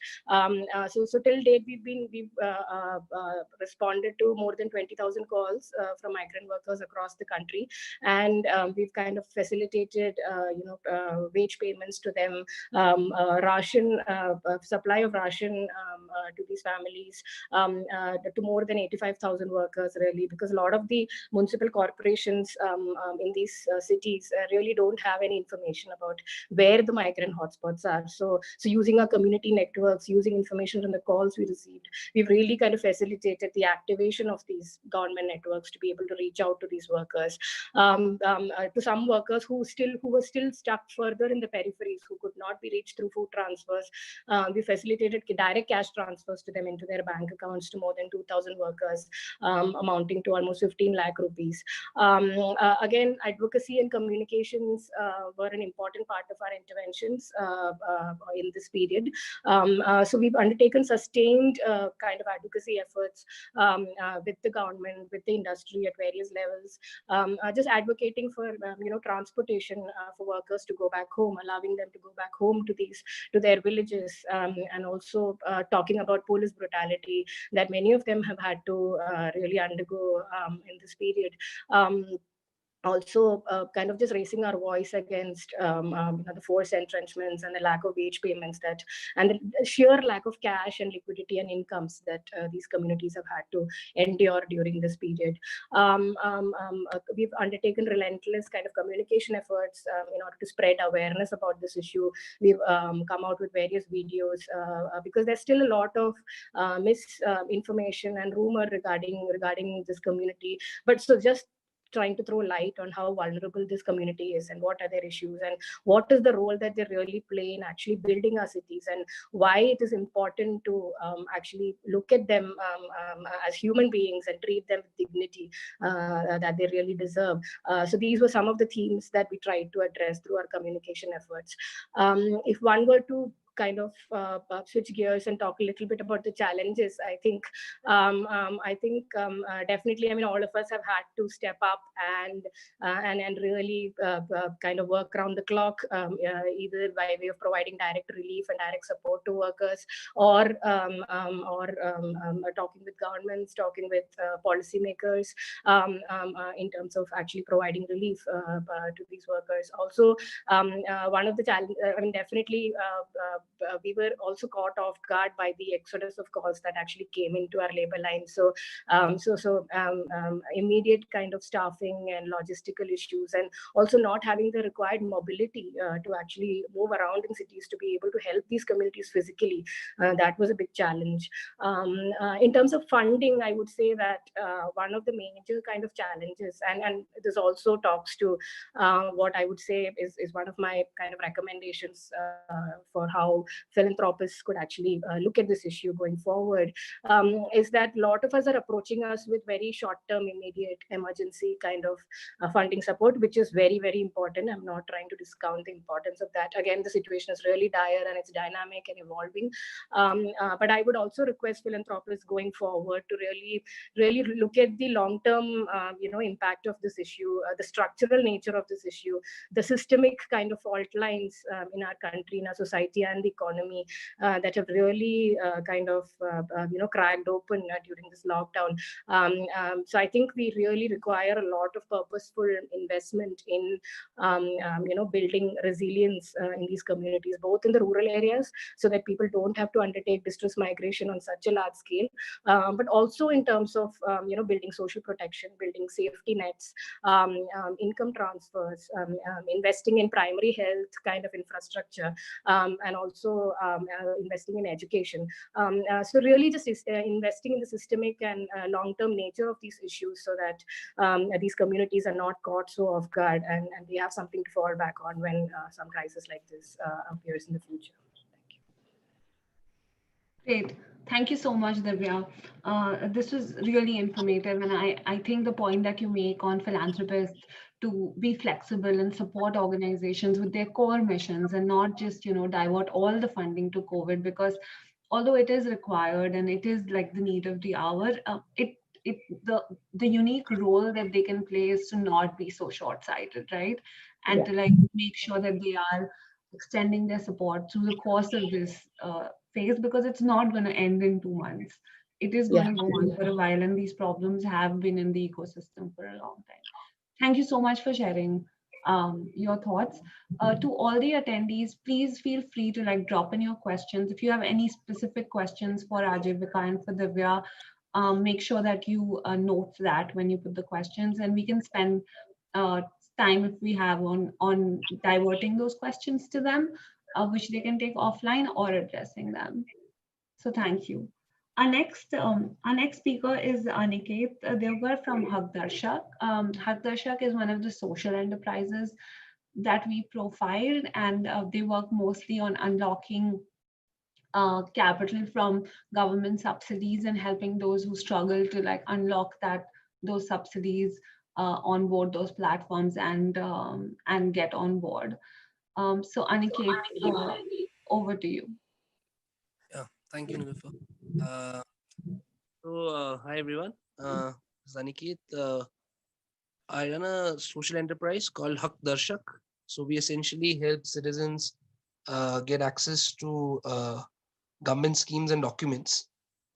We started in Jan of 2016, so about 4.5 years back. The idea behind Haq Darshak was that citizens do not have access to information on the correct government schemes and documents. In India, as you can see, currently there are, as we are having this session, there are new government programs being announced by the finance minister. So apart from central government programs, there are about 200 to 300 subsidy programs per state. So all this information is extremely difficult for a rural or urban, low-income or marginalized citizen to comprehend and understand that what are they eligible for.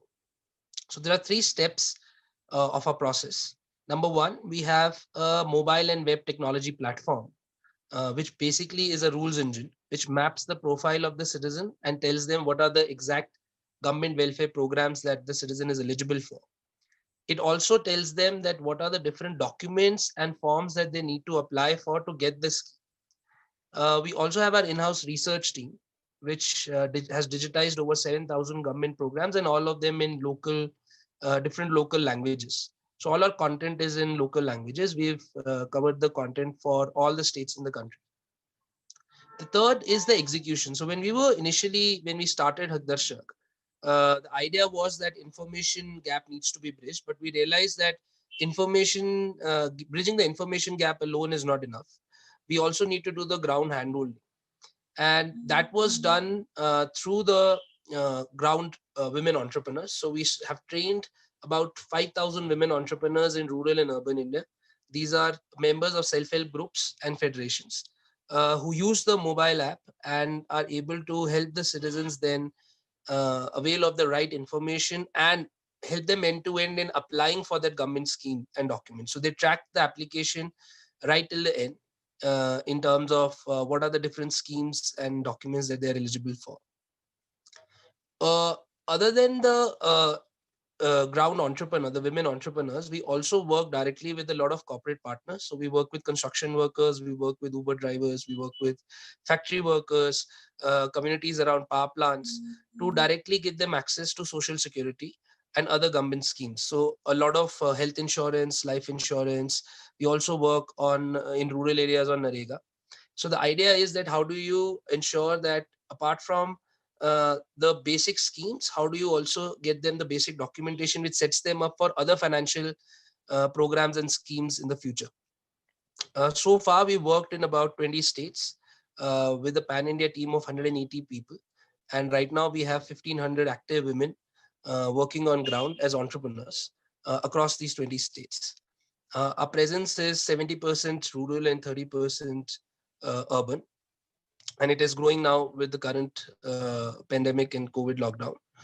One of the other key things that we've been focusing on during COVID is a citizen-facing platform. So what we realized was that with the lockdown and the inability of the entrepreneurs to go on ground, we wanted to have a platform where citizens can directly access the information.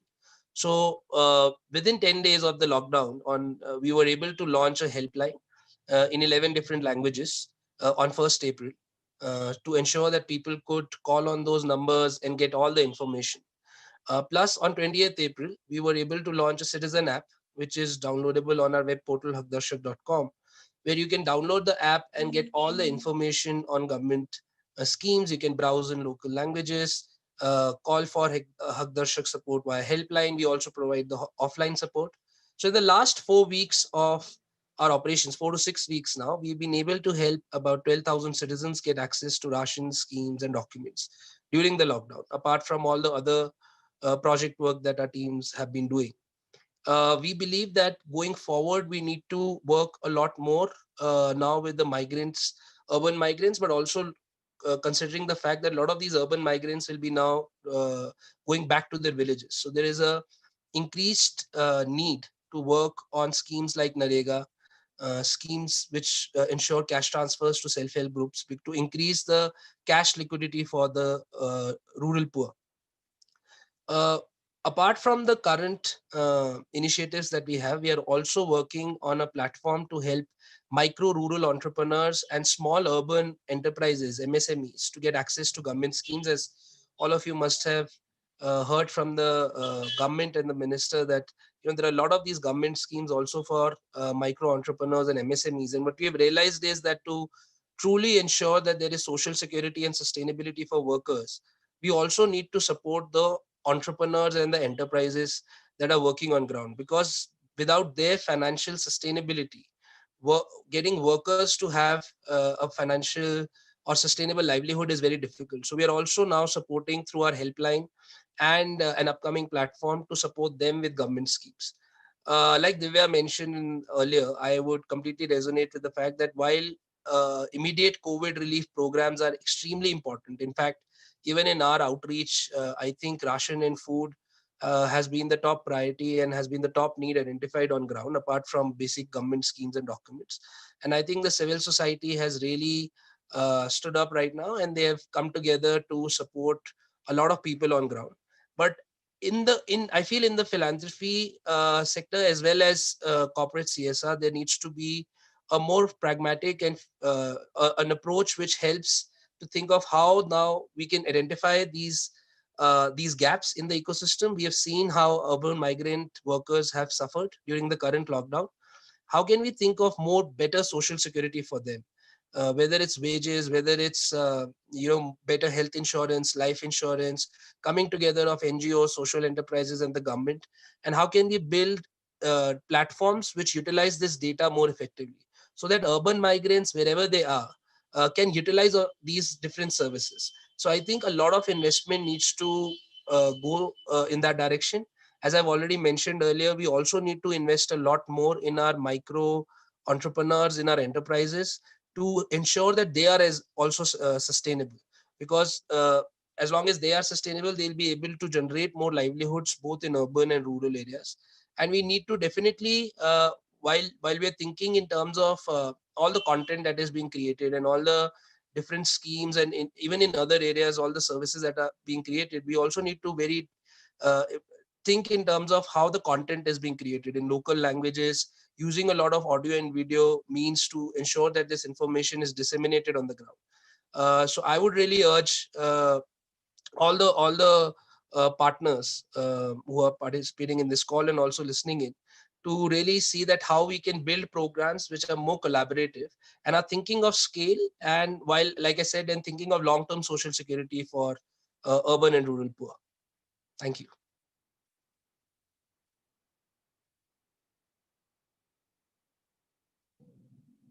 Great. Thanks so much, Aniket. And I completely resonate with what you said about livelihoods, because I think that it is going to become, with more and more people losing their livelihoods and economic sustainability, it is going to become a challenge in the coming few years to like revive the economy and revive systems that will support the most marginalized. So your point is completely taken. Thank you so much for joining us and for sharing the work that you do. Our next organization is iCall. This is one of those organizations that's working on mental health. I have Aparna Joshi with me. So Aparna, thank you so much for being here. Over to you. Thank you so much. Yeah. Nilofer, I'm going to share my screen. I'm just going to screen a couple of slides so that, it helps me anchor my presentation. Hope that's okay. Yeah. Absolutely. Yeah, sounds good. Just let me know if you are able to see the slides. That's it. Yeah. Yeah, we can. You just have to put them on presentation mode. Yeah, I've done that. Yeah, great. Okay, thank you so much. Yeah. So first of all, thank you so much for inviting me for this presentation, and I'll be mindful of the time framework also that you have given. I'm happy to introduce national level technology assisted counseling service, which is called iCall. I'm a faculty who teaches at Tata Institute of Social Sciences, and iCall is TISS field essentially started in 2012 as a response to the mental health care gap. Those of you who follow mental health as a very close issue will understand that almost 150 million people in this country are in need of immediate mental health care. But if you look at the number of mental health care service providers, there are very, very few. The existing services are saturated in urban areas and can be accessed only by people who can genuinely afford it. So we wanted to create some kind of a solution which is accessible, affordable to the general mass, but at the same time, it also provides counseling services. So that's why we started iCall in September 2012. It's a national level technology assisted counseling service. And we provide these counseling services in 3 different technology-based modalities, which is telephone, email, and chat. I think the idea here is to give a cafeteria of choices to people and how they want to connect and how much of confidentiality, anonymity, and control they want over the medium, as well as their mental health. And that's why this kind of a choice, which is given to the callers or the end users also. This service is actually free and available to anybody who is in distress and across the entire lifespan. Just because the service is free doesn't mean that the service has to be of a subpar quality. We are very, very careful in terms of providing quality services, and not just emotional first aid services, but long-term services to our callers or users. Therefore, our iCall services are provided by professionals who have a minimum master's degree in clinical or counseling psychology and who have a rigorous training of at least 2 to 3 months before they can attend to the first call or email or chat. iCall believes that mental health is not just an individual issue or an intrapsychic issue, but it's a psychosocial issue, because the structural constraints or the societal milieu or the familial environment has an equal impact on your mental health, just as your brain or your individual histories. Therefore, we adopt a psychosocial lens, and the attempt here is not to just provide emotional first aid or long-term emotional support, but also to link people to ground level services, because most of the mental health data from India tells us that mental health problems emanate not just from brain or individual, but from problems of living. So people require practical support as well as emotional support. We address issues over range of concerns, starting from academic or relational concerns or domestic violence or suicide, self-harm, you name the issue and people call us for that. We have been running this service for past 8 years. It's a confidential and anonymous service. It's a diversity friendly service. It not only provides services in 10 different languages, but also to many marginalized communities who are otherwise unreachable. As I said, it also provides linkages at the ground level. Being situated in an academic institution, apart from service provision, I call does other work such as researching its own trends and data so that it can feed into policy. And we do research within the larger psychosocial or mental health well-being sector also. We provide consultancy to several governments or international organizations. We are also a trusted partner for Facebook in India. If anybody is in some kind of a distress and reaches out to Facebook, is directed to ICOL. We are also in the process always of building capacities within the field of mental health and building capacities of helping professionals who are working within the larger umbrella of psychosocial well-being. Needless to say that given the stigma and lack of awareness within the mental health field, we are constantly creating content which is very, very user-friendly and in regional languages.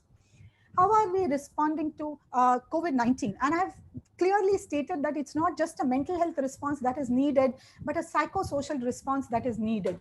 Framing of the issue is equally important as its solutions. If you call it just a mental health impact, then the solutions lie within the individuals and the medicines. If you call it a psychosocial impact, then the solutions also lie in structures which actually presenters before me have been highlighting continuously. So we have recently launched an additional helpline over and above the help that we usually provide. And here are the details. This helpline provides a three-pronged support to anybody who calls us. And we have already received number of calls from people across the country. We provide three kinds of services. The first one being emotional support. Information in our country is dead if it is presented only in a written form. People require a voice to transact and understand that information. So that is the second prong or the second leg of service that we provide. And the last but not the least, people also require linkages to ground level support systems such as food, shelter, ration, government schemes. Violence against women is a big issue for which people call us, and we need to link them to legal services, police, criminal justice system, whatever people require. Apart from launching this helpline, we are also in the process of launching another line, because one of the worst affected personnel who are affected by COVID-19 pandemic are the healthcare personnel and counselors themselves, who are frontline workers and constantly in touch with traumatic as well as maybe health risky material also. So we are planning to start another helpline which should be onboarded next week itself.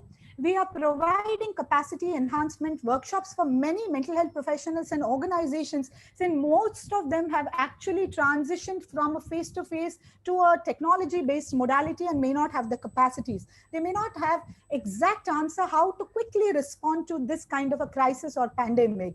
We are providing consultancy to several governments, UN organizations, developing regional contents, which is now actually launched on several government websites, because I think regional content is most consumed and most needed. And apart from that, we are also developing guidelines for a psychosocial response.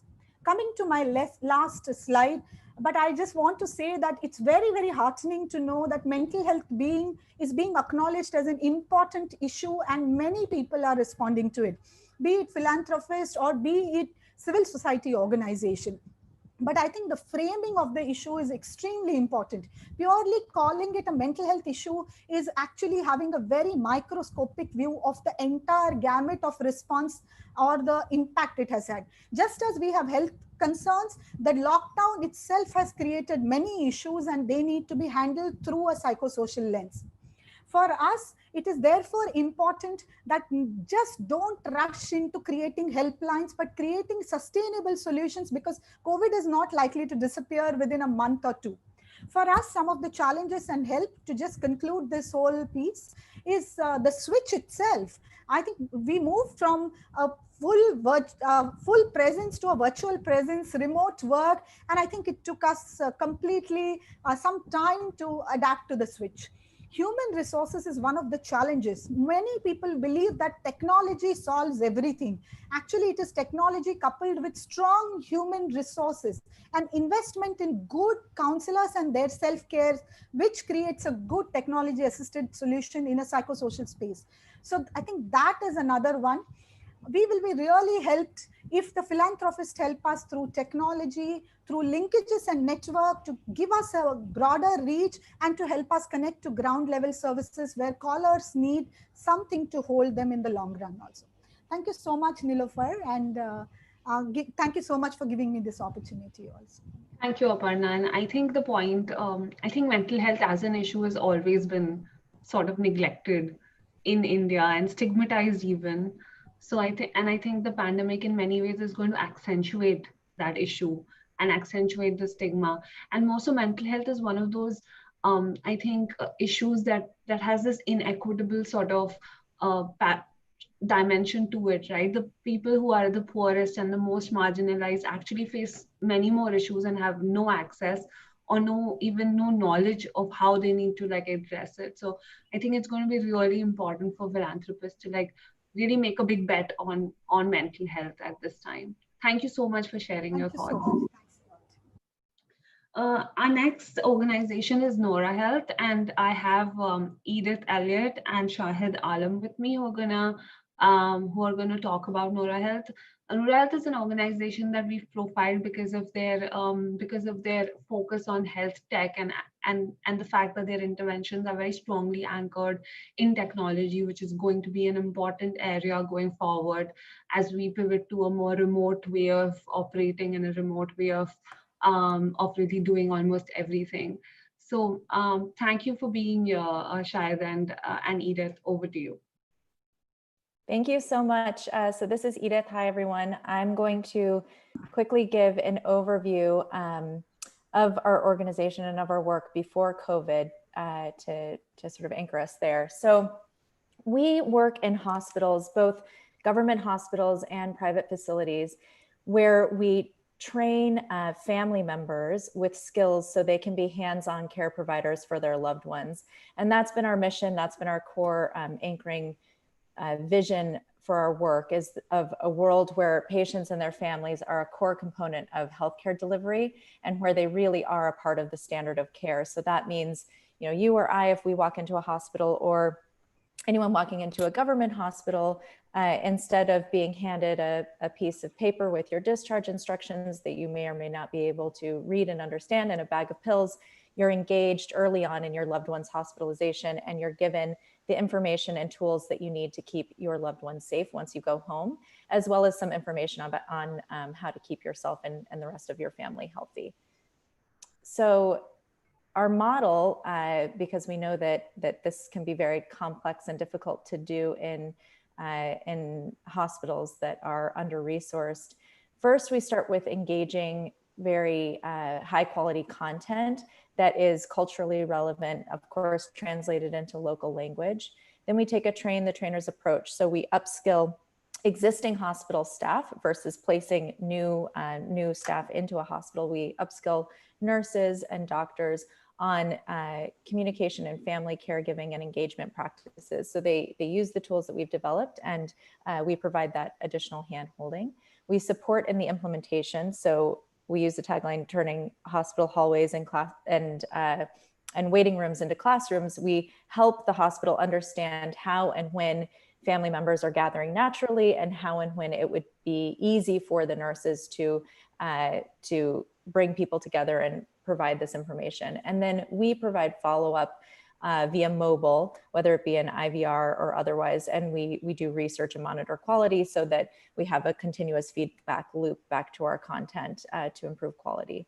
So before COVID, we were working across 159 hospitals in several states you can see here, as well as we had just started a pilot in Bangladesh. And again, these are both government and private hospitals, primarily government at this point. We've trained over, this number now is closer to 700,000 family members across multiple condition areas: maternal and newborn care, cardiology and cardiac surgery, general medicine and surgical care and oncology. And we've empowered over 3,700 nurses to be able to deliver this program. So of course, this is not something that we do on our own. We partner with a number of organizations. For us, understanding not just the outputs, but also the outcomes of the work has been really fundamental and critical to the development of the program and the success of the program. So we're showing a bit of the evidence that we have to date in terms of extreme reductions in post-surgical complications, reductions in readmissions. We also see improvements in caregiver anxiety, back to the mental health issue, and as well as reductions in newborn readmissions and infant complications. So that was the foundation of our work before COVID. And of course, because we already had this footprint in hospitals and with nurses, we very quickly, even far before the lockdown, put ourselves into gear when we saw that this was becoming a global emergency. And I'll hand it over to Shahid to describe a bit of our response. Thanks, Edith. Yes, I will go over quickly our COVID response and how we shifted gears, strengthened our programs, but then also shifted gears to be there for people in this time. So our primary objective with our COVID response is to really drive positive behavior adoption and retention in as many at-risk communities and as quickly as possible. We knew that this was something that we needed to work on right away and quickly. So that is a really important and core element of what we do. And so as Edith mentioned, we do have a model that we've proven has an impact on behavior change and therefore health outcomes. And what we did was adapt this model for the COVID situation. So in a similar way, we started to create content, one that was behavior change focused, one that was comprehensive and evidence-based. What we recognized was that there was a lot of content out there, but what was really important to do with the content was to actually drive it through trusted dissemination channels. And that's why we started to train frontline staff, both healthcare and non-healthcare staff, to be able to work with communities on translating some of this behavior change into people's homes.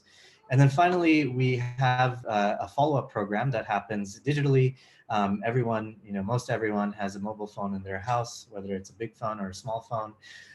And we have both WhatsApp enabled and other digital follow-up tools that allow us to ensure that the behavior change is actually happening. So before I get into a little bit of details of the model, I just wanted to take you through how we really started the work. When mid-March, when we began to really shift our focus to understanding what we can do best to bring our model to impact COVID-19, we recognized that there was a lot of evidence out there, but there was not as much understanding about the communities that we were really trying to serve. So we started, along with several of our research partners, to start a survey to look at COVID perceptions and overall understanding of what's going on in this time. We did this across 4 states, and generally the population that we're looking at are people who come to government district hospitals, so you can get a sense of who they are. And we've talked to now more than 3,000 people, and the data here is from 2,000 people. So a couple of key insights that drove some of the work that we did. One, what we saw was that everyone knew about COVID. 99% of the people that we talked to had heard about COVID. They had heard that the Prime Minister was talking about it, that it was something that was important. However, risk perceptions continued to be very, very low. So across the board, we saw it much lower than what we would like to see. And risk perception here means how many of those people actually felt that they were at risk of getting this infection. The second thing of many that we looked at was actually behaviors that people were being asked to practice.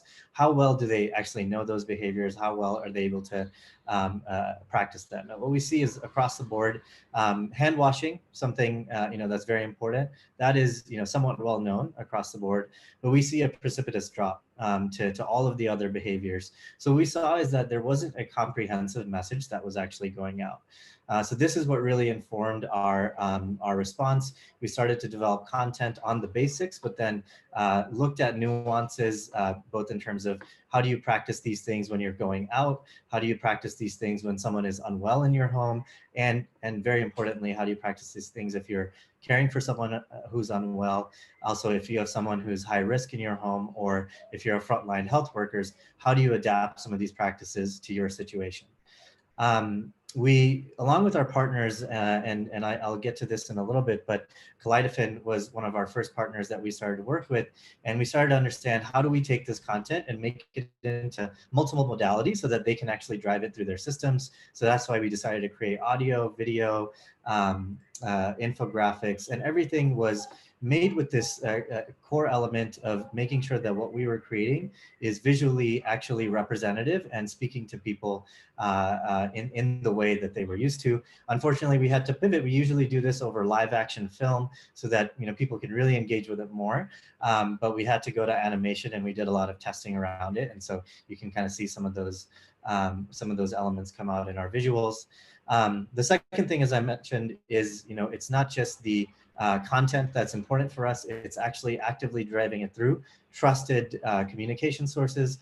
Of course, we've built out this program in the health system, and coming and training nurses and other providers to be able to train others on this was very important. But what we also did was expand it to other frontline workers, not just health providers.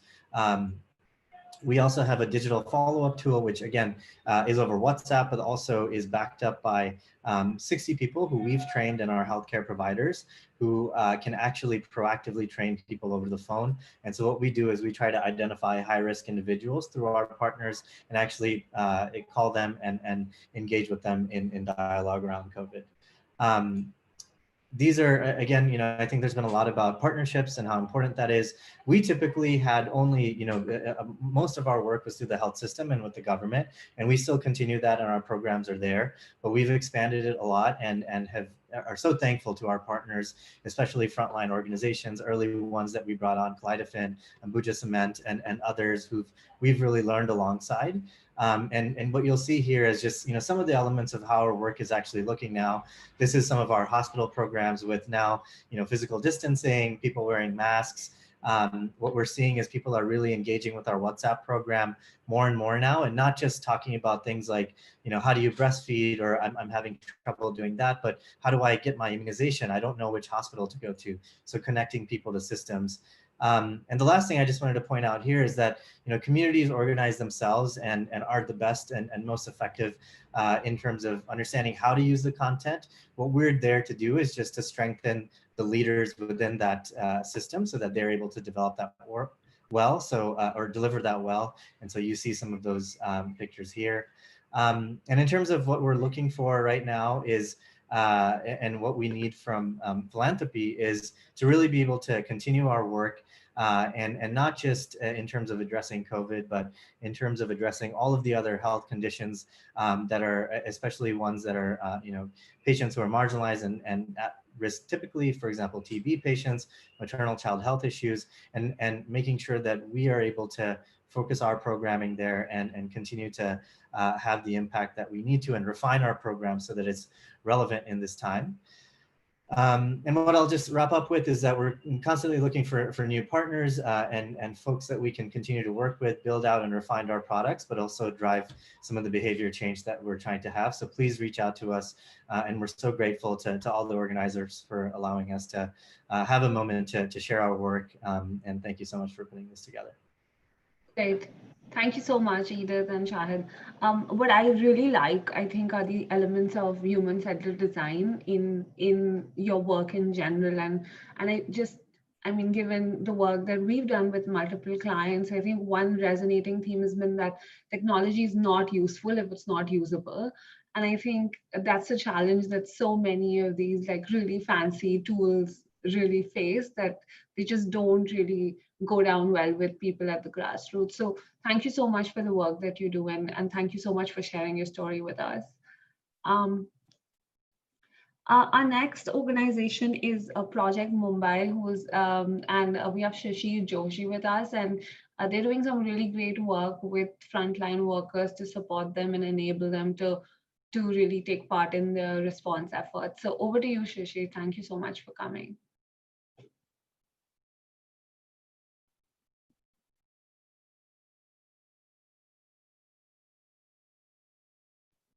Shishir, you're on mute. Shishir, you're on mute.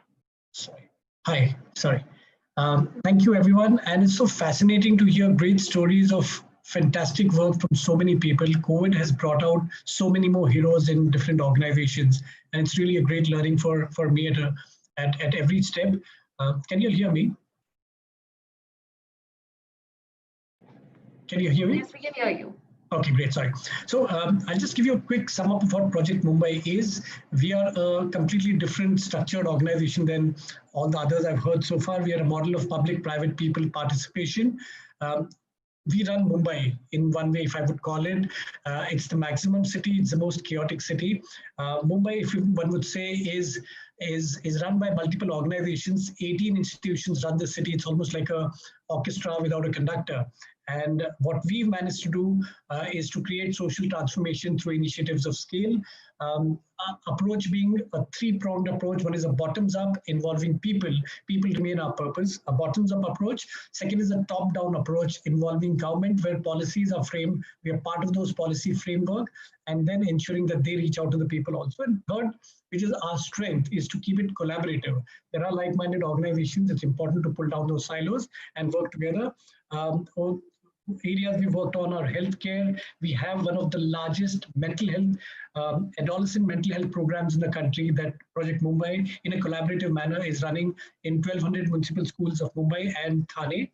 We also have a very robust environment program on plastic, where we have close to 1.5 lakh people who've donated plastic. We're recycling it into amenities for the city. That has also part of our volunteering initiatives that we've created across to create a sense of ownership among a city where everybody seems in some form or the other are migrants. Third is in the space of volunteering and governance, where we've got people to vote and create a sense of ownership in the part of citizenship also. And one of the largest programs that we started is a 3-year program with the government of Maharashtra and the State Election Commission to ensure that every person who's a non-registered voter becomes a registered voter also. What has happened is post-March 15th has given us a chance to expand our abilities and strength. In that sense, after COVID struck, what we've done is we've reached out to as many groups as possible. We are there for people who are medically quarantined at home. We've been reaching out to them, providing them with groceries. We started reaching out through a volunteer base which already existed to senior citizens who are living alone. So senior citizens and people with disabilities who are living alone in Bombay. And we created a large network to reach out to all these people. We've also been reaching out to doctors, providing them food. And close to 8 mainline hospitals, all the big names of Bombay's hospitals, lunch, breakfast, dinner are being provided by Project Mumbai. We were not a food organization, but that's a help that government sought from us, and we've started doing that. We also then in the space of food began reaching out to the homeless and migrants once lockdown started and concerns grew. And across Bombay, we panned out, and 70,000 meals a day is what we've been providing over the last 45 days now. Children is another space that we've been reaching out. We created an initiative called a Banana for Every Child, where close to 5,000 bananas get distributed to every child who could be less privileged than some of us. And that's running extremely successfully. Then we reached out to the migrants who are now leaving Mumbai. And that's another huge program that's been running over the last 3 days. We've organized 15 buses. We've close to reached out to 30,000 people through food trucks, through lunches, fruit boxes, water, and whatnot. Even as I speak today, 9 trains were serviced by us and our team of volunteers. Then the other space that we've been very active is mental health. And I do understand that mental health is gradually getting talked about. We started with 2 helplines for Mumbai, And then the government reached out to us and we've started the government helpline with the government for 12 crore people of Mumbai. So there have been senior citizens, children. We also then began reaching out to police, and we set up vanity vans for women cops. And as we speak today, we have set up 5 ambulances exclusively for policemen. And in the space of health infrastructure, the country's largest PPE kit donation. PPE was something which none of us had heard of 50 days ago. The largest PPE kit donation of 2 lakh PPE kits has been done by Project Mumbai, of course, through a donor. 200,000 to Mumbai doctors and another 10,000 khaki-colored PPE kits to the police of Mumbai. So those are different areas that we've been working on. Where I see impact has happened is close to, in the last 45 days, we've given close to 18 lakh meals, close to 80,000 doctors, 10,000 plus senior citizens and people with disabilities, over 20,000 calls on our mental health helplines have been attended to. We've got close to 150 trained professionals who are taking calls. Each of these calls are recorded. Data is put together and shared with the government also on the impact and the areas of concern. 12 crore residents of Maharashtra are being serviced through these helplines. I'd like to say that with due respect to all the organizations, Project Mumbai is only 18 months old. And we managed to do a lot of all this. We've also been now asked by the government of Maharashtra to help put together a post-COVID and a post-lockdown plan, which we're putting together for entertainment, education, and specifically mental health. Where we see our strength has been our ability to collaborate across silos, across stakeholders, be it organizations, be it citizen groups, be it local government and the state government, and bring people together.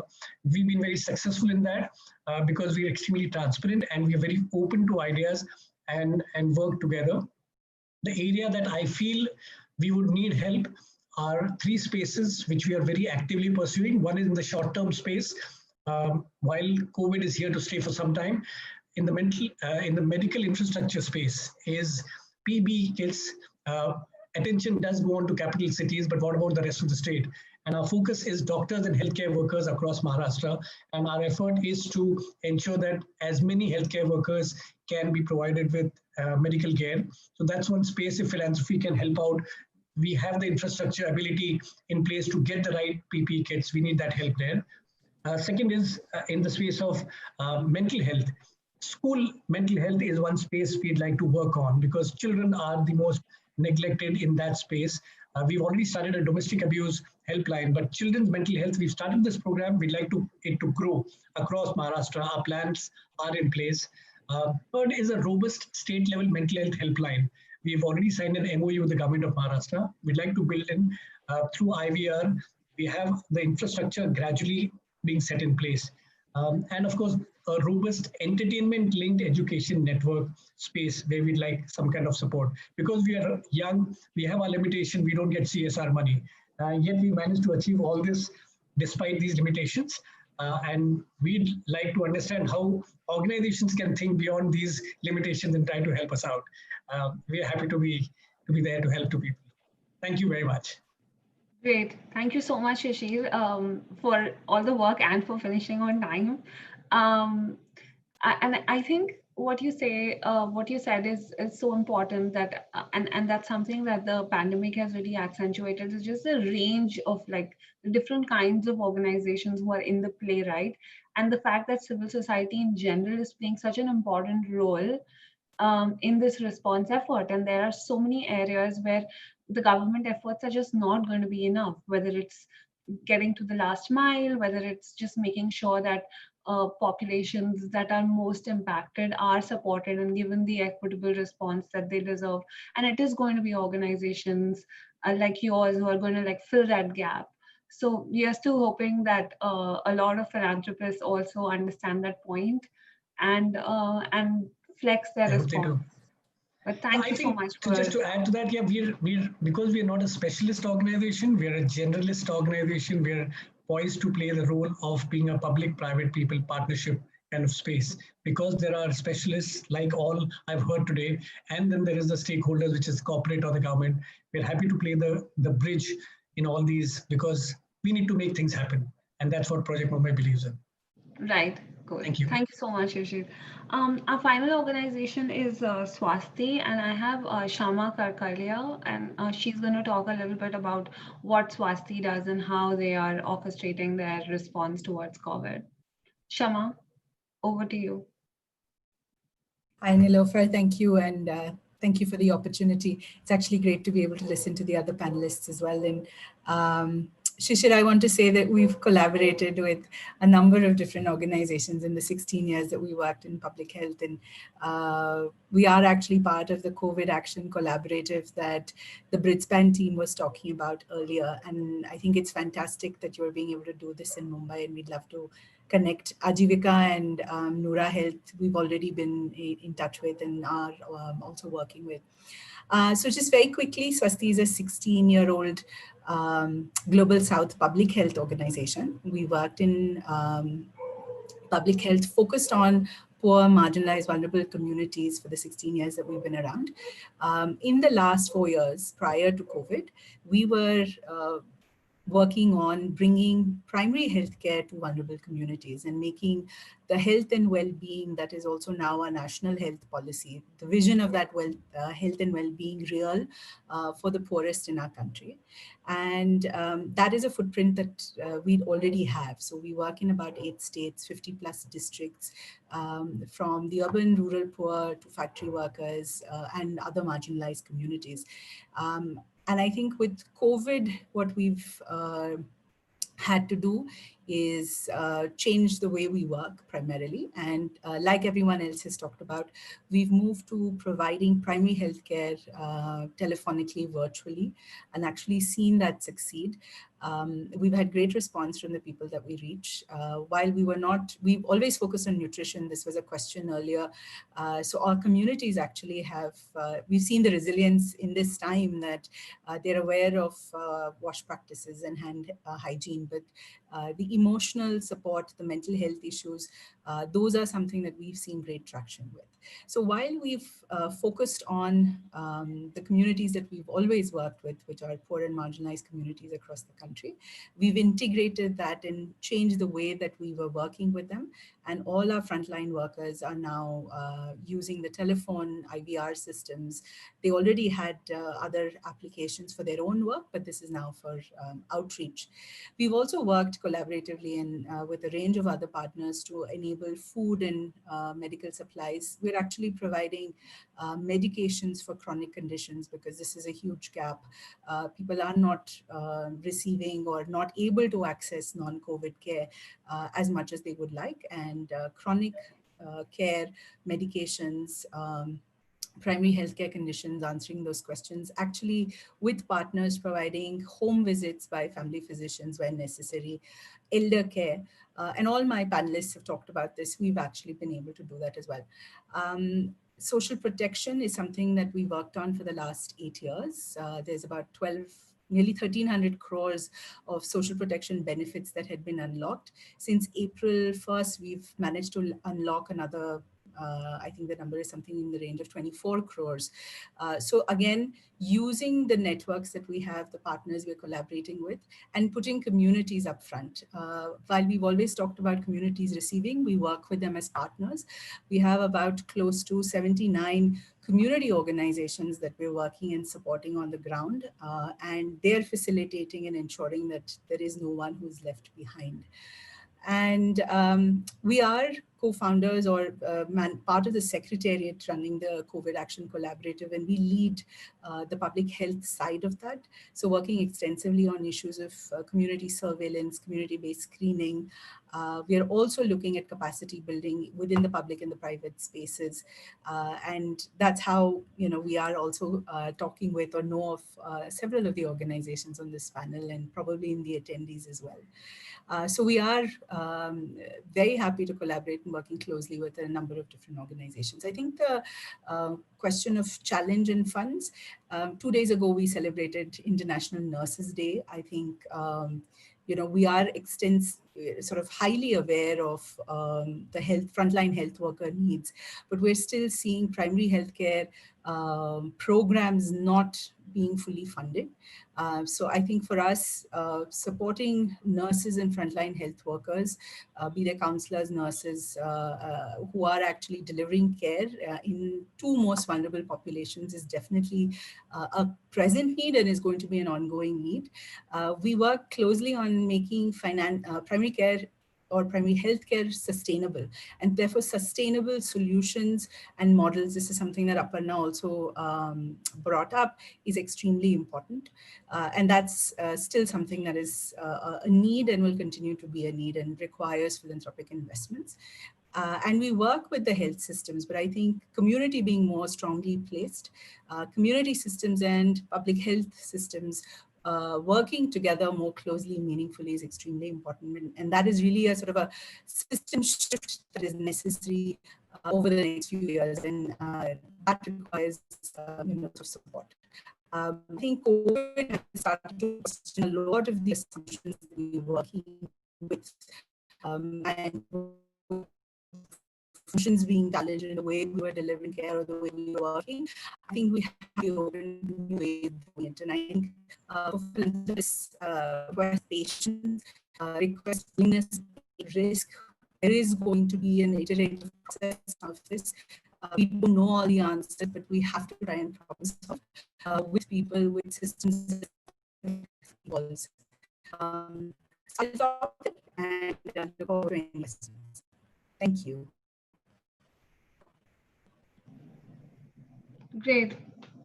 Thank you so much, Shaman. I think the whole point on collaboration is just, it's always been important, but I think that this is the time to just understand that nothing big can be accomplished in isolation, and it is going to be very important for everyone to come together and form collaboratives with unified missions so that they can deal with the problem and elevate the problem to the right extent.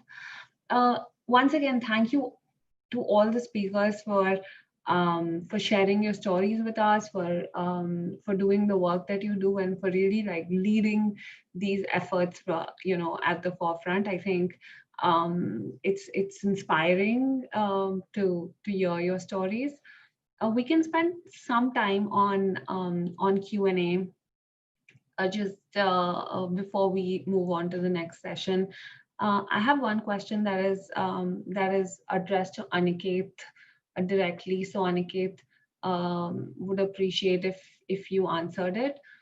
This question is around just the knowledge about government subsidies available and government schemes available, and whether this knowledge is whether people are aware of it, and if they're not, as an organization, how do you make sure that that the awareness spreads and that you are truly able to reach people who are most in need? Yeah, so right now, because the information, the people who need the information are the most marginalized in terms of both literacy and digital means, we deploy women entrepreneurs in rural areas who are members of self-help groups, and also through a lot of local NGO partners. So I think one thing that really helps is that all our content is in local languages. So language is not a barrier. Also, we in fact now are working on our information in a way that there are more infographics, audio and video tools, which can be easily integrated through YouTube, TikTok.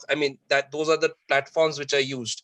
It is highly unlikely that users are going to download another app. So the idea of content integration is very important. So we are right now basically focusing on those two aspects. One is using local networks and integrating with existing NGOs, existing platforms. Also, the traditional helpline and audio messages really help as well. Right. Great. Thanks, Aniket. Another question, and Shama, if you want to answer this question, is about the challenges in funding because of the diversion to the immediate response efforts? Like, are there any challenges in getting CSR funding? So I would say yes.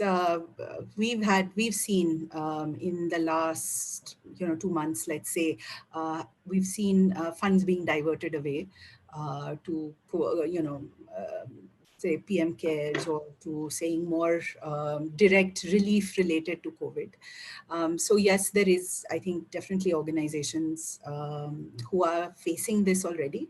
And I think, there was in the previous panel, this discussion around other priority issues. So I think in this recovery phase that we're talking about, not just relief, but going into recovery, I think the more integrated manner that we can work, the better it is in terms of the interconnected issues that we have to address, because these are deep problems, structural problems also that need to be addressed. That said, CSR often looks for very simple projects to fund. It's, in my experience, I've seen a very small set of CSRs who are interested in more deep-rooted, integrated, sort of intersectional work that spans multiple years. So that is definitely, therefore, then a challenge if you're looking at something that is talking about resilience or more system change and long-term efforts which don't deliver quickly. So I would say yes, and it is possible for CSRs and other philanthropy to make those changes. One person who had asked this question, consortia funding, for example, sub-grants typically in CSR funds are not allowed, that standard clause. So I think just allowing sub-grants means that you can work with another organization, be it a community organization or another partner. That's sort of one simple change. And focusing on the outcome versus the input, which is often what is getting counted, is also another way that can be changed. Thank you. Great. Thanks, Shama. We have one question, and I think it'll be good for like a bunch of more than one organization to answer that question. It's a more strategy-related question about how your interventions or your approach will change going forward as we enter from the response to the resilience and the recovery phase. So whether it's in terms of like just program design, or whether it's in terms of how you're approaching philanthropy, what are some of the questions in your mind, and how do you think that you're going to be able to like change the way you're functioning now when things are like so focused on response, and how that will change as we move forward and we still face issues, but they're different kind of issues now. So if Divya, if you want to go about that, and then followed by Edith or Shahid, I think that would be great. Hi, thanks, Nilofer. Yeah, I think that's a great question, and I think I will answer this question just with a caveat that the situation is still very dynamic and very much kind of evolving. So we are still really waiting and watching to see how what shape our cities and our economy will take post the lockdown period, both in the short term as well as the long term. So, for example, many of the industrial clusters that we work in the peripheries of Ahmedabad, Surat, and Mumbai, we really don't know if they will continue to exist the same way. So I guess the urban kind of environment looks much more unpredictable now. Definitely, there is a lot of reverse migration that we are seeing, and a lot of people actually going back to cities, going back to their villages.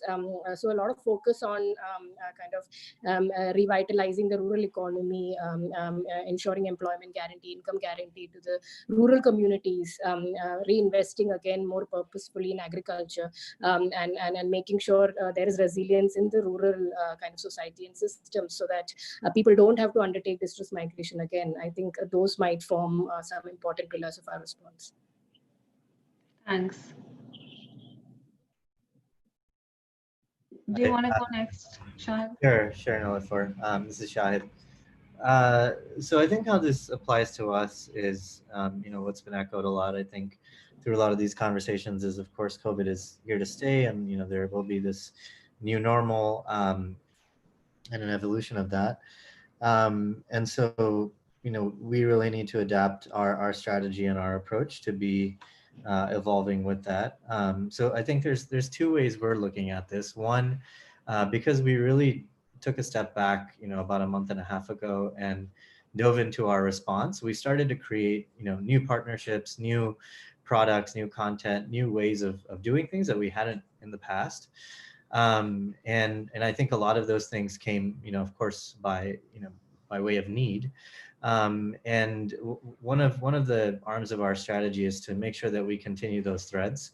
Of course, the partnerships that we're developing, collaborations that we're part of, we don't intend to stop them, after this kind of acute phase is over. So continue those threads and evolve them as kind of the context evolves. And then, more practically speaking, in terms of the, delivery of our program and our content and our products, a lot of this is needing to shift into remote ways of communicating with one another, and really stepping up so that we are really thinking through how we're leveraging technology, so that, as Nilofer, you had pointed out, that it continues to be usable, but ends up playing a much larger role in the overall programs that we deliver. So like many organizations, we have started to look towards how do we not pull back on, but really ramp up our investment in technology, so that we can be ready for this new normal. Great. Thanks, Shahid. Thanks to all of you once again for being a part of this discussion and for sharing your journeys with us. We've written a page-long profile on each one of you, so please make sure that you see those profiles when they're out and socialize them with your network, so that we can start conversations in the sector and elevate some of these issues that you're feeling. And I think it's a great start to really be here and like kick these conversations off, but it's just the first step. So thank you so much. We'll be jumping right into our next session, which is a fireside chat, if you will, with two philanthropists, Rahil Rangwala and Reshma Anand. And this discussion is gonna focus on understanding some philanthropy perspectives and how philanthropy is best positioned to play an important role in the next 1 to 3 years. As the pandemic evolves and as it moves into the resilience and recovery phase, what is it that philanthropists think will occupy their mind space, and what are going to be some of the important questions that they'll be thinking when they make their investment decisions? So thank you so much, Reshma and Rahil, for being with us and for sharing your thoughts. In terms of a quick introduction, Rahil is Director India Programs at the Michael and Susan Dahl Foundation. He is the Director of a Family Economic Stability Team in India, and he also oversees investments in financial inclusion and livelihoods. Thank you for being here, Rahil. And Reshma is the CEO of Hindustan Unilever Foundation. The foundation is focused on creating sustainable water security solutions for India. Reshma leads HUF's efforts, growing footprint across the country through programs that deliver water numeracy, conservation, citizen-led water governance, and behavioral change in water use amongst farmers. She also anchors a program for young women leaders in business, government, media, arts, and civil society to guide them in their journeys. So Preeta, again, if you've just joined the session, she's a partner with the Brisbane Group. And over to you, Preeta, to moderate this session. Great. Thanks, Nilofer. So just to open with saying that we had structured this track purposefully to have views overall from our study, then hear nonprofits who are doing heroic work on the ground, and then close with philanthropy again. So thank you, Reshma and Rahil, for joining us. In part, we'd love to hear your views, because over the last couple of hours, we have focused primarily on the public health and socioeconomic supports response to COVID. And both your respective foundations are working in somewhat different spaces, but also doing great work for COVID response swiftly and effectively. As Nilofer introduced, Reshma is leading a lot of work in water security with a range of NGO partners. So would love to hear what you're seeing on the ground. And Rahul, of course, as Geeta had also said in the opening video, we'd love to hear more about digital education, MSMEs, gig workers, how you all are also pivoting towards health through funding therapeutics, etc. So, these are two foundations who don't traditionally do the core health systems or health treatment type work, but are rallying a lot of their current support towards helping in the pandemic response. So very excited to hear from both of you. I will structure this discussion into three broad questions that we'll walk through. And then I really request the participants to ask tough and provocative questions to Reshma and Rahul. And at that point, I'll diplomatically hand back to my colleague Nilufa to put them in the hot seat. And I think we have a hard stop at 7 p.m. to hear Kailash Satyarthi in the closing plenary for today. So maybe to start with, each of you can go, with a few minutes on just how y'all are supporting the COVID response as a foundation. That will help the audience understand where y'all are working in these times. And then we can go into some of the more detailed challenges that you might be helping address. Reshma, do you want to go first? Sure. Thanks, Pritha. So Pritha, we work with about partners across 12 states. And as you mentioned earlier, the focus has been primarily on water security, both through conservation measures and water's intersection with agriculture. But also these are organizations that have deep grassroots connects and relationships. And so when the crisis broke out, one of the immediate things that we did was to actually ask our partners to get their own assessments done on the ground to understand really what was required. What was also very heartening was how quickly they mounted, rapid assessments, which within about 10 days, from design to, digital tool to collecting data to actually figuring out what's required, they were able to actually do that in record time.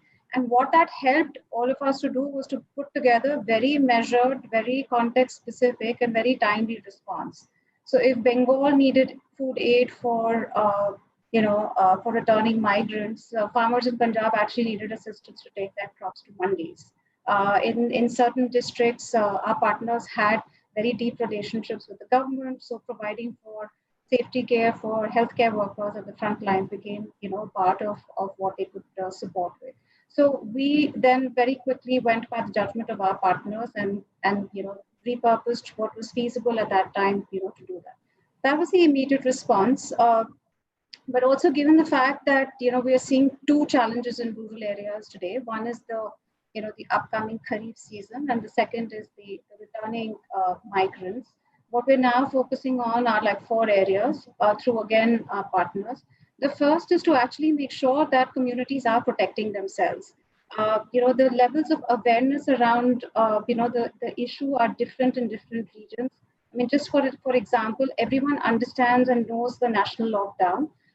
But the awareness on what you can do as an individual citizen to protect yourself is actually different.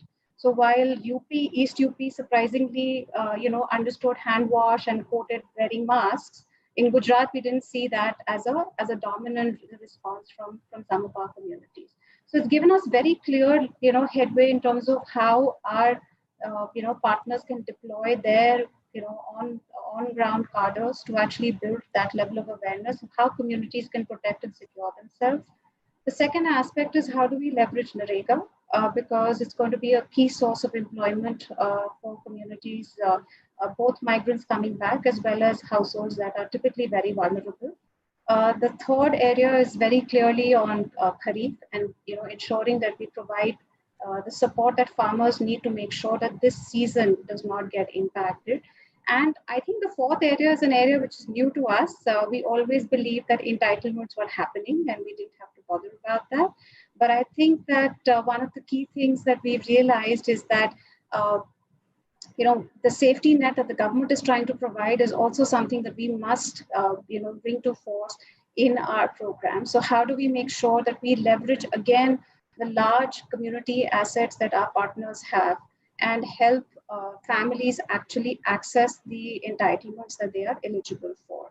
So, it's actually, we are adding layers to what would have been a conventional, agriculture program or a water security program. But I think we've also very quickly realized that there are adjacencies with healthcare, there adjacencies with social protection that we can't, just probably do programs the good old-fashioned way.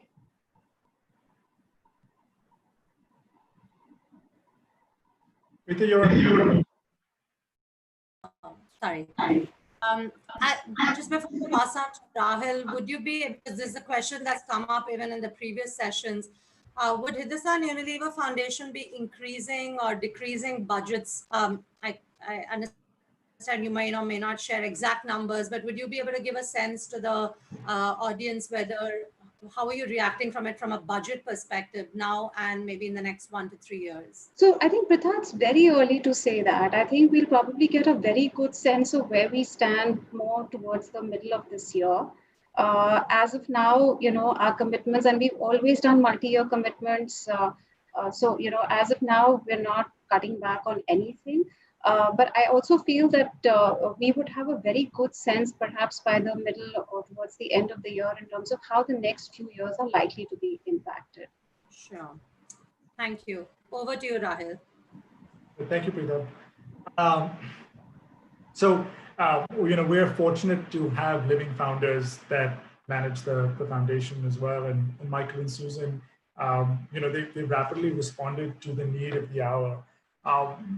Sort of the top headline numbers are, we've committed $100 million roughly to COVID response. This is across the 3 geographies we operate in. A large part of that, $20 million of that, in fact, is to fund the therapeutics accelerator that is funded by Gates, Wellcome, and MasterCard. Health is not one of our main focus areas. It's not something that we have a lot of expertise in, but there is a significant need in the health sector to respond to this COVID crisis and try and understand how do we identify treatments, accelerate those treatments. And the best way we thought that we could work is to work with people who know this space best. So, and health is one of those areas where, we don't think we have the expertise. We don't know what's the best use of our money. And collaboration then becomes very critical for us to move forward when the need or the demand of the hour is in a sector that we don't have that expertise. In India, we have also done some work in health from a COVID response perspective, where we're co-funding and supporting the ACT Fund, which is a large consortium, as you may be aware, of different funders that are specifically looking at trying to find and accelerate solutions in the health space in India. Primarily targeted towards the startup community. These are a couple of the areas that we typically don't do a lot of work in, but given the nature of the crisis and the current demands on our philanthropy and our capital, we have allocated some money towards that. In the face of this crisis, I think our response sort of was, one, to kind of also go back to the things that we know. And what do we know best? And that's sort of our areas of strength. And the areas that we don't know, we work in as much of a collaborative manner as we can and try and follow people and work with people who can guide and have better solutions and better ideas to fund. I'll talk about 2 big things in terms of 2 focus areas for us from a COVID response perspective. Actually, 3. The first, of course, is our portfolio companies. We across the board, across our grantees, across our equity investments, each one of them have had to respond to this in completely innovative ways, completely new ways. There's sort of no blueprint for this. So that was sort of the first thing that we had to do, is make sure that we had our house in order and double down where we need to double down and give support to our existing grantees and portfolio investments. That's a big part of our response. The 2 other areas are in education and on the livelihood side, the informal sector and gig workers. On the education side, we're working with 3 state governments to really introduce digital technology and really push the idea of how can kids who go into government schools who don't have access to schools anymore, how can they continue being connected and continue learning? And the idea of pushing digital technologies and digital means of learning is something that we're supporting in the 3 states of Rajasthan, Haryana, and Himachal that we're working in currently. So that's a very large engagement, and that's something that we hope can have an incredibly huge footprint and impact in the education space. On the informal sector, I mean, you're aware, sort of the MSMEs represent around 30% of India's employment today. They contribute around 25% of GDP, and 90% of MSMEs are sort of this really small micro entrepreneurs. Another key segment that we think that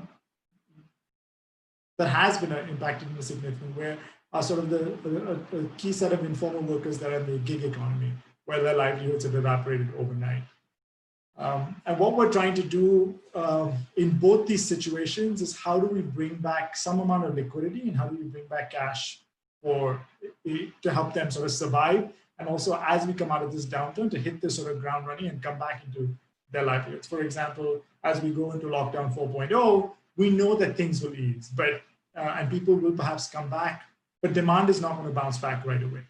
EMI payments will probably come back. The moratorium will end eventually, but they will not have the ability to pay that EMI.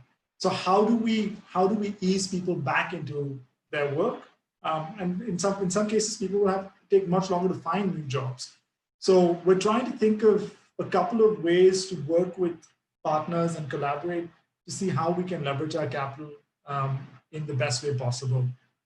We're trying to identify sort of two funds, and I use the term funds a bit lightly, but just to sort of focus the discussion in two different areas. One is sort of this liquidity fund. And the area that we've sort of seen, one key problem we've seen is liquidity has dried up. Liquidity to the micro enterprise segment has dried up, and as a result, the NBFCs that are lending to this segment have dried up. And this happened in the MFI crisis as well. And when you have this crisis, what happens is you get a large number of defaults, a large number of NPAs, and once you have a default, your credit rating goes. Getting the ability to get a loan in, even once the economy recovers, is very, very difficult. That default hits you and stays with you for life. So how do we prevent that so that when the recovery comes back, we're not stuck with a mountain of defaults and bad debt and bad loans? And the one piece of good news is that the problem today is not a problem of lack of liquidity. The government has actually pushed a lot of liquidity into the system. In fact, yesterday's announcement has really focused on getting more liquidity into the system. The problem in the system today is actually a risk aversion in the system. And what we saw even with the second auction of the TLTRO, banks were hesitant to lend to NBFCs that are focusing on sort of the MFI segment, the micro entrepreneur segment, because of the high risk aversion. So what we're trying to think is how can philanthropic capital come in and provide sort of the guarantee or a first loss cover to allow lenders to resume lending. The impact of this is twofold. One, of course, is people will get access to cash again. They need that cash to either sort of cover their working capital, pay their employees, but because they really need to get back to work once demand comes back, and you need money to move through the system because all the savings that they had have sort of now disappeared over the last 2 months. So we need to restart that liquidity to get the micro entrepreneurs back on their feet. The second thing that we hope this will do is that it'll kickstart the liquidity cycle. In the MFI crisis, what it took to come out of the MFI crisis was for a couple of banks, the leading edge banks, to come out and say, I'm going to start making loans again. Once they started making loans again, there were a lot of followers as well. So we hope that sort of this fund can kickstart that liquidity cycle. The second thing that we're trying to think about, so more from a sustenance perspective, how do we get small micro loans or grants into the wallets or bank accounts of informal workers and gig workers? Similar to the first, we're working with some impact investors who can come in at a very low interest rate so that we can keep the very cost of interest rate as low as possible. And philanthropic capital, again, such as MSDF or other funders, can absorb the first loss of that. And because the senior, so to speak, senior tranche is coming in at 0 to 2%, the cost of the loan to the borrower is between 5 and 10%, which is incredibly low compared to what the market is. So we're trying to set up a sustenance fund to just get money into, and these are loans of the size of 10,000, 20,000. We're not talking a micro entrepreneur, which would probably be closer to 1 lakh. but these are your, your workers on Urban Clap, your logistics truck drivers, your Swiggy employees. Could also be on a federated platform of a co-op, for example. Any kind of aggregated structure where it's easy to get access to these informal workers. We can try and get them very low-cost loans with a moratorium, and then 6 to 3 months later, when the economy picks up, repayments start. And even then, we can absorb sort of the risk component of that, up to 20 to 30%. The third opportunity that we're looking at is, so the first two is trying to get and combine commercial capital with philanthropic capital and seeing how that works.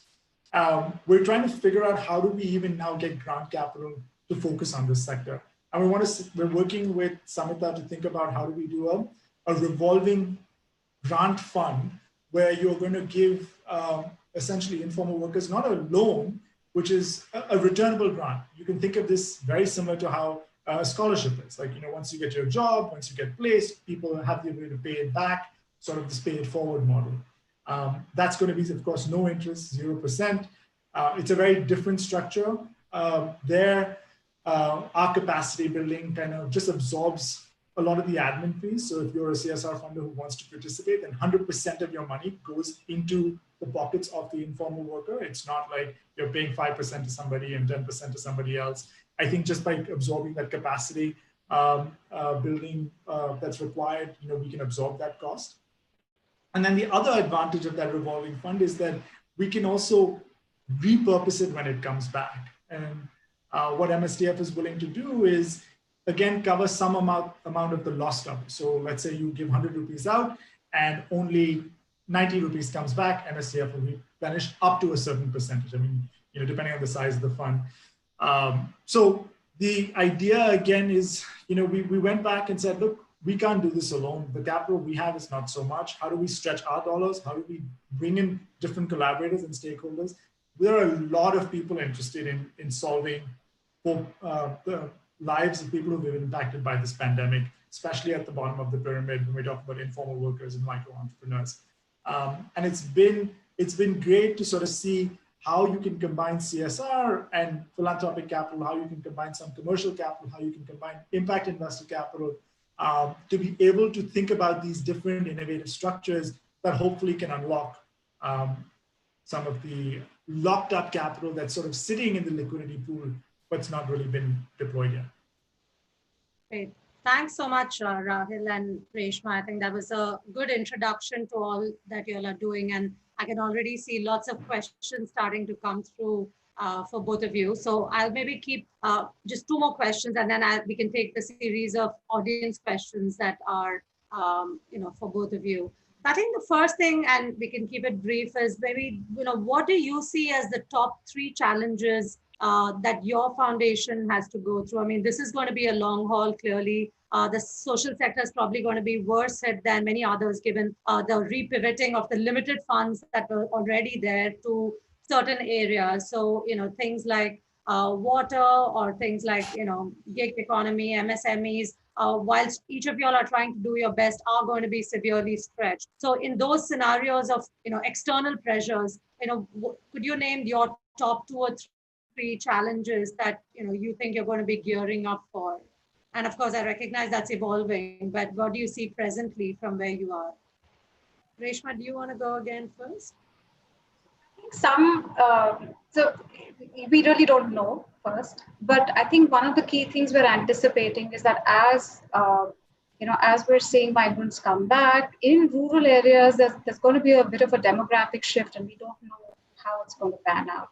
What it's definitely going to mean is additional stretch and pressure on resources. So land, water, healthcare services, education, there is going to be a very clear impact. And we are really starting to think in terms of what could be an effective response in the classic framework of programs that we've been working with. So I think we're really bracing for what could be potential challenges on account of this variable. The second aspect is we anticipate that, as is often the case and is neglected, women are going to face the brunt of this crisis, right?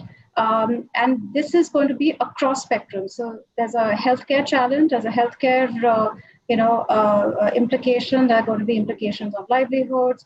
We cannot just work on thematic silos and try and figure out how we're going to fix the problem there, right? So I think we're very clear that that is going to be a specific area where we can't afford to ignore it. It's going to become even larger, as the next few months pan out. But what could also be interesting is the fact that returning migrants are coming back with some semblance of skills, right? They've had experiences. What we've always been very bullish about, but done, what are called like these little experiments, is the fact that there is an entire job economy and an enterprise economy around water and agriculture that has never really found, the right time or space, right? And could this be the opportunity where we can actually, look at large-scale employment generation, which is not just on farm, but also in terms of the entire value chain that goes around the water and the agriculture space in India, right?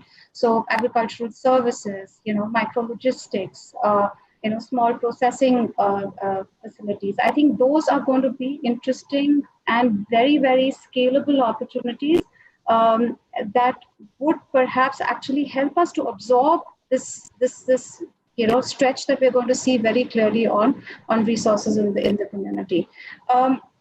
I also feel that it also depends on how NREGA ramps up over the next few months, but it's going to be a very important element to ensure that there is some income coming into households on a regular basis. And typically we've never really looked at the scale of employment that we've been able to leverage in our programs because we were so infrastructure driven. But I think that now we're also going to look at really what is the employment delta that we can, help communities access through, through the programs that the government has also, put out. I mean, to Rahil's point, like there's liquidity in the market, the government's actually made large commitments in terms of resources to these ends, right? The role I see of philanthropy, whether it's through foundations or CSR, is really how do you unlock all of this? Right? And how do you make sure that it's actually reaching, people who are going to need it the most? And I feel that that's the reason, that's probably going to be the most effective use of our, not just our resources in terms of monies, but also partnerships, knowledge, insights, data systems, because that is going to be the most critical role for, for all of us to play over the next, 2-3 years. Great. I think of course we have to debate the extent of government funding and whether that's adequate. But I think, taking into mind that a lot of the funds that have already been committed are not reaching the target populations, as both of you have clearly mentioned. I think, Rahil, it'll be useful to hear from you what, you see as the top 3 challenges in the work that you all will do. Also, given that however much funding you all are bringing in, as I said, it's small in comparison to the scale of the issue. Yeah. So I think first and foremost, these are very human problems we're dealing with. We can use technology, we can use a whole bunch of things to try and solve, but these are very human problems. And just even for us as funders, there are very human challenges that we have. I think we are operating in a complete sense of ambiguity. There is things changing every day. It is somewhat of a high stress environment. We have not, we're getting used to a new way of working. The workload across the team is high. I would say that's a big problem. Like, just how do we stay as productive, as motivated, as focused when so much is changing around us and we're not sort of all in this one group sitting where we can be nimble. We're trying to be nimble. I think there's a real challenge, and we tend to kind of not focus on that a little bit because we see ourselves as, just the problem is always bigger than us, and you put that. But I do think that's a real problem. I think it limits us, it limits our capabilities, and we are ourselves evolving and adapting to it. I think that is, I would say, one of the biggest challenges for us to be as effective as we can be, dealing with that ambiguity, dealing with the, when you do a grant, when you work with a portfolio company, you really want them to succeed. Like, you really buy into it, you make that case, and when things go wrong, it's very disappointing. There is a lot of distress, a lot of disappointment that we're all dealing with, and I think it's important to acknowledge it, then and figure out how do we deal with it. I think that's one big thing that we have to really focus on. That's for me, I would say something that we really I think we're doing a good job, but it's definitely a struggle. And hopefully we can get better at it. Second, I would say is how do we collaborate and how do we maximize the kind of work we're doing, right? So one was sort of internal collaboration, internal team capacity. This ambiguity, everyone is dealing with it. All the stakeholders we normally work with, all of them, I think that collaboration challenge is a very real one. And if we want to be able to maximize our impact and actually sort of see the change that we're talking about, we really need to collaborate more. I think those are my two big things. And collaboration always tends to slow things down. There is an immense pressure to move fast. It can lead to frustration, but you have to balance those two. And I think that's the second one. And I think the third one is comes down to a question of prioritization, which is we have limited capital. We don't know how long this crisis is going to last.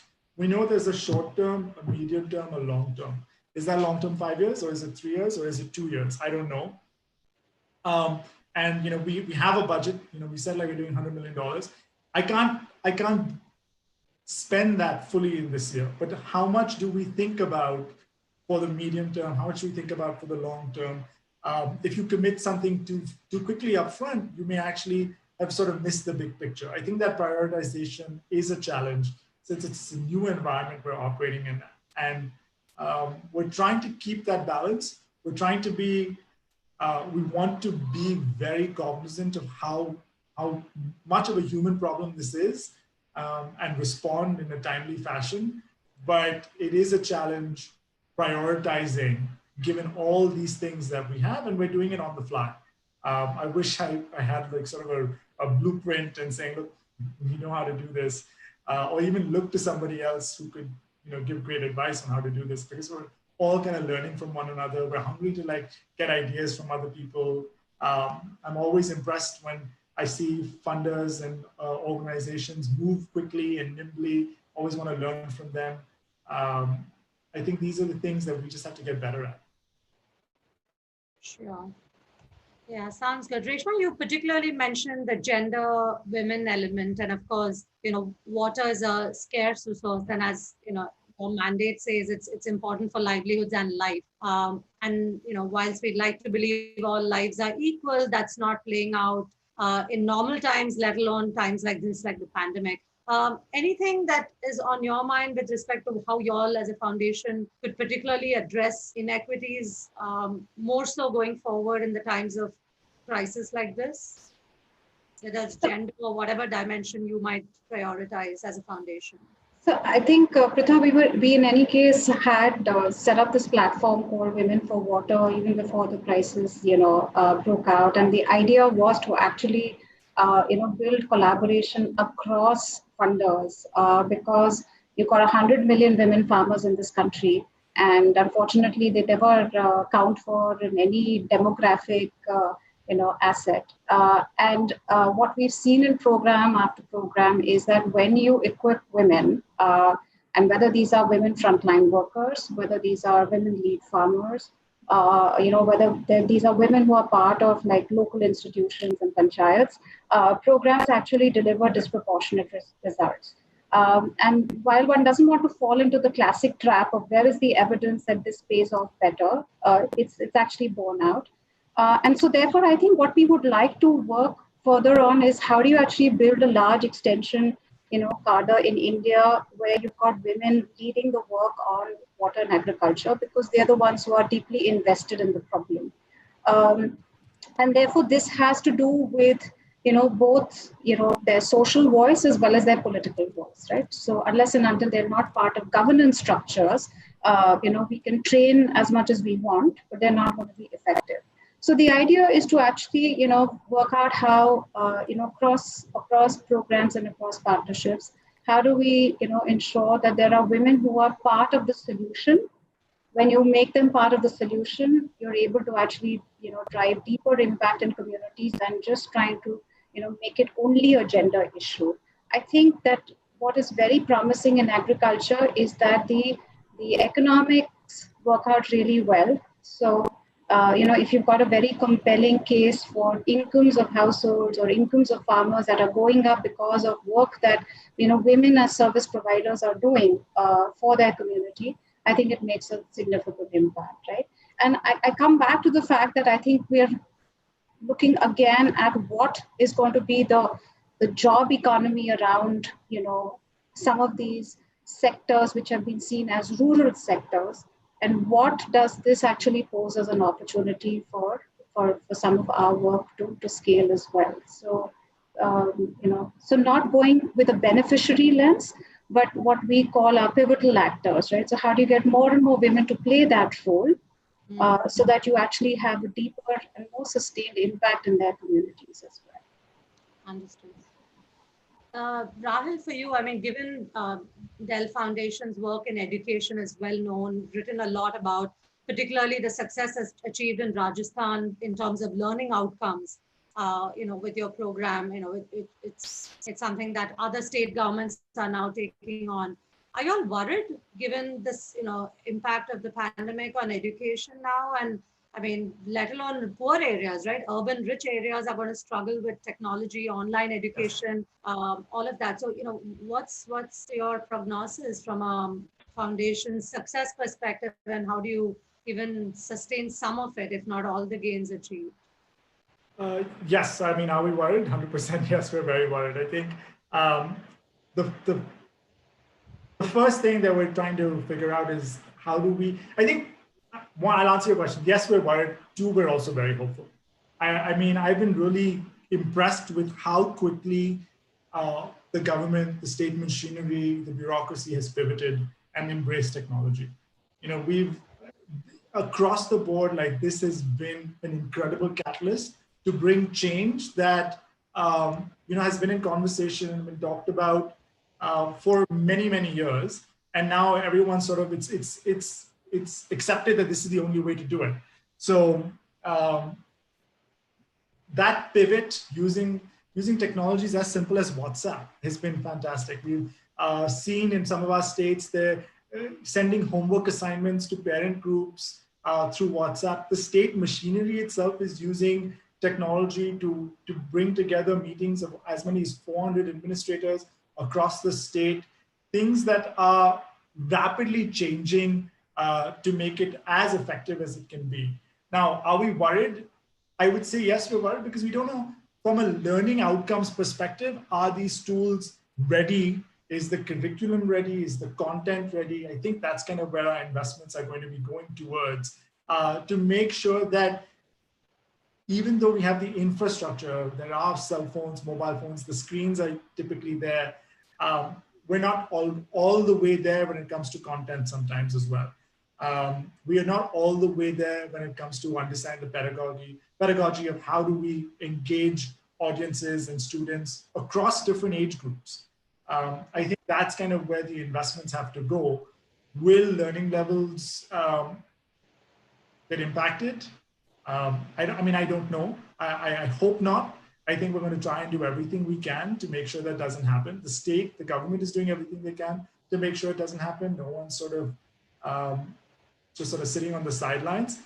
It's going to be a challenge. I think it's going to be the other question that we don't know is when do schools reopen? Like there is no answer to that yet.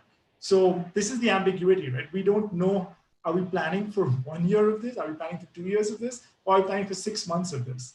And then prioritization becomes a challenge as a result. Yeah, I can understand. We're also hearing from the ground that despite the famous access issue that mobile phones or Geo might have solved, many of these families have more than one child and one mobile phone per family. So, let alone, as you were saying, the curriculum or pedagogy adaptation, but we're hearing some very real problems with some of our NGO partners that we've been in touch with.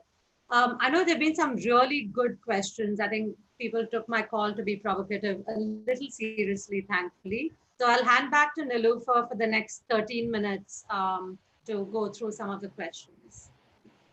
Great. Thanks, Preeta. So we'll start with a not so controversial question. Reshma, it'd be great if you could answer it.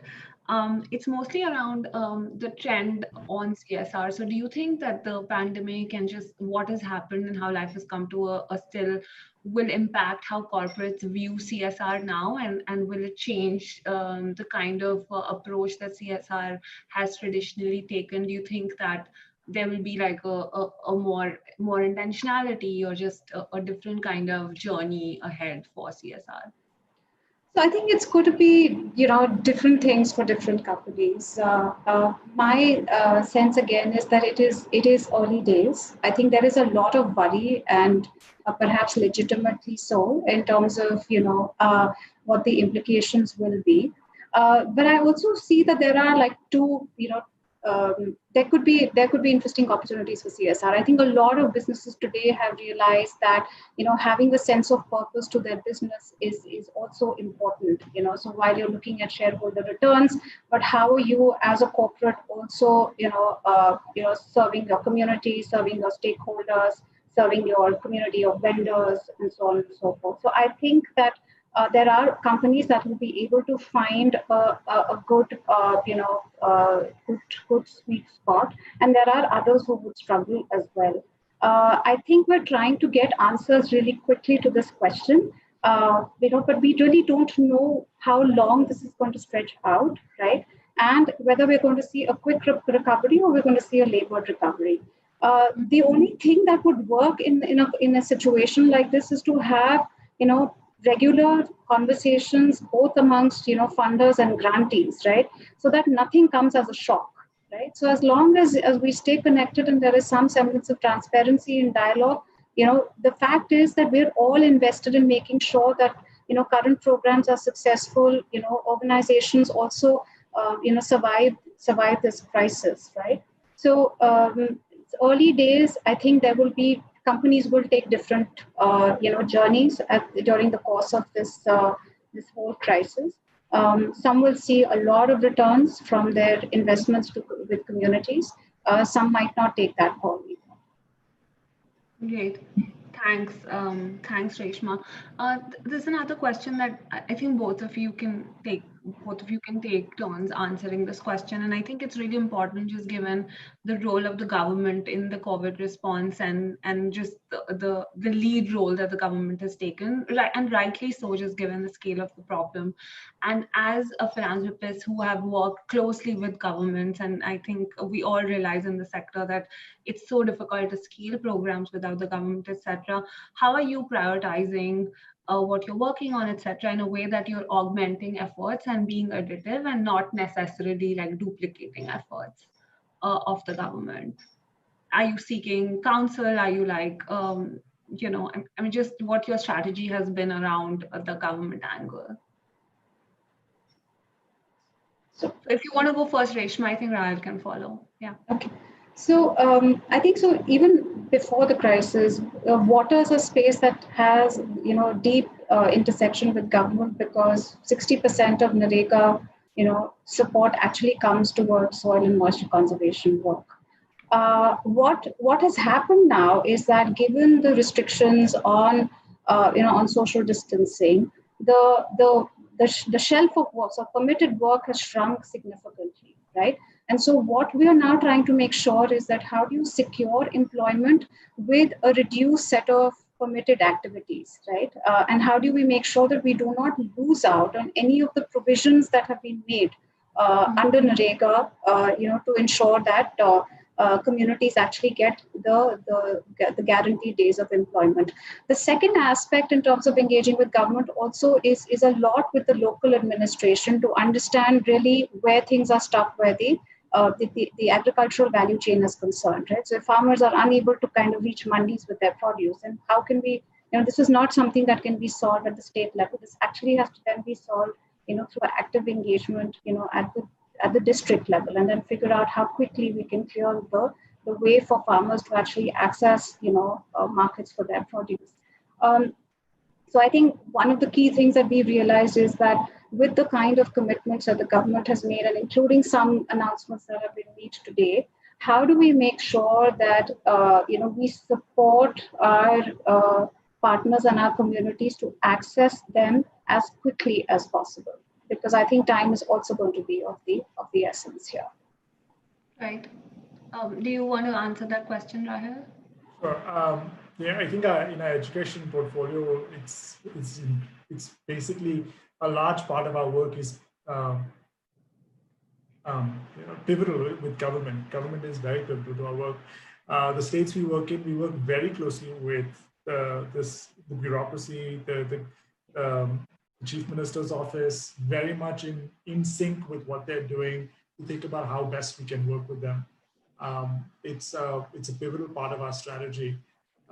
Even on the livelihood side, even on the funds that we're talking about, the liquidity fund, we want to align our work with the liquidity that the government is pushing, right? And how do we continue to take some of the risk out, and how do we direct it to a segment that perhaps is not getting included or getting targeted in a fine-tuned way? On the DBT side, we're working to ensure that people are registered in a way that they can actually access their DBT funds. Sometimes it's just a lack of knowledge about getting, and this is a big deal for migrant workers, that they may not be in location. No one knows how do you find them. So getting them registered on the right platforms are some of our partners who are doing that work as well. I don't think in India, in the development sector, anybody can work by ignoring the government. It's not a valid strategy. It doesn't work. You have to work with them. They're the sort of giant in the room, and it furthers your cause and theirs. Absolutely. Yeah, I think that's a great point. Moving on to another question, which I think is more specific to what you mentioned, Rahil, on how the Dell Foundation is looking to support micro enterprises. So risk aversion is a problem in transmitting liquidity, and our participant would like to know whether the Dell Foundation is looking to work in the space of pool debt so that NBFCs have access to liquidity, and what have you done so far, and what your thinking has been around pool debt? Yeah, I think that's the exact structure. We're trying to pool different forms of capital into one entity. We're talking to Northern Arc at the moment, trying to see who are the other funders who can come in for the junior tranche to absorb the risk, who can be the funders coming in the senior tranche. There are potential conversations of trying to set up an AIF that is focused on this, that can pool different forms of capital. We would love if we could get some kind of exemption so that grant capital would come into this and further lower the cost, but that's, I think we'll have to cross the bridge when we get there. It may not be it's not an easy or simple ask. But the only way this will work is by pooling different forms of capital, and that's exactly the approach we take. Right. The next question is I think is also a question that we'd love both of you to answer. It's about how philanthropists and foundations have always viewed areas of interest or areas that they prioritize sectorally, but given the pandemic, maybe looking at just sectors and not looking holistically at the landscape would be a sort of short-sighted view, because there are just so many things that are falling apart. So do you think that it's worthy of thought to think about, to not think very sectorally and very with blinders on in a way to make sure that we're dealing with the crisis more effectively? Any thoughts on that? Why don't you go first, Rahil? Sure. I think so. There is merit in the point you're talking, and I think the one way to think about it is restricted versus unrestricted funding. Can you change the way you engage with your grantees from a restricted to an unrestricted pool? Because they need to have a lot more flexibility to address this crisis, and that's exactly what we have done with most. I don't want to say all, because I can't say that definitively, but with most or a lot of our grantees, had to repurpose the grant to be able to support. I mean, in some cases, you just have to pay salaries. Like there is no work going on. You're not going to get the milestones we talked about. It's essentially has to move into the unrestricted pool. So I think that, and I think every foundation or funder I've talked to has taken a similar approach. They've really moved their funding away from sort of this restricted pool into unrestricted funding and said, look, I know we kind of agreed that you're going to do ABC, and I know you do XYZ as well, but I am sort of just focusing on ABC. But I think the demand of this crisis is that these people need to survive, and you have to move into unrestricted funding. So I think that's something that we have done. To answer your specific question on thinking sectorally versus not thinking sectorally, I think the limitation and the challenge we have is we have a small team and we can only understand 1, 2, 3, maybe 3 sectors at most. We're not capable of knowing everything and having conversations in a thoughtful way for all proposals where we just don't know how to evaluate. Like I will not be able to evaluate a water proposal the way Reshma and her team can do it. She has the institutional history, the expertise. So it will be very difficult for me to even pretend to be able to evaluate that. I think the limitation there is my own capabilities or our own inability to know everything and be understanding of all sectors and nuances. So it's difficult. And over there, what we have done is we understand there are others who know better than us. And that's kind of when we collaborate with them. That's why we're working with Gates on the Therapeutics Accelerator. That's why we're working with the ACT Fund on when it comes to healthcare related issues, because they do understand that better than us. And we think it's the need of the hour, but we may not be the best people to evaluate grant proposals that come in because we'd be making a bad allocation of resources. So I think over there, you think about collaborating and learning from others as much as you can. Right. Unfortunately, we're at 7 p.m. and there's a plenary starting, so we might not really be able to complete this. Sorry about that, Reshma. I've been given strict instructions to wrap up. I've been seeing messages pop up as well, so yeah, no worries at all. Okay. But thank you so much for both of you for making it and for sharing your thoughts and being so candid and open with your reflections. Thank you so much, and have a great evening. Thanks, Preeta. Thank you, Reshma. Good seeing Thank you. you. Thanks, Thank you, everyone, for attending. Bye. Bye. Bye. Please head to the plenary, all the attendees.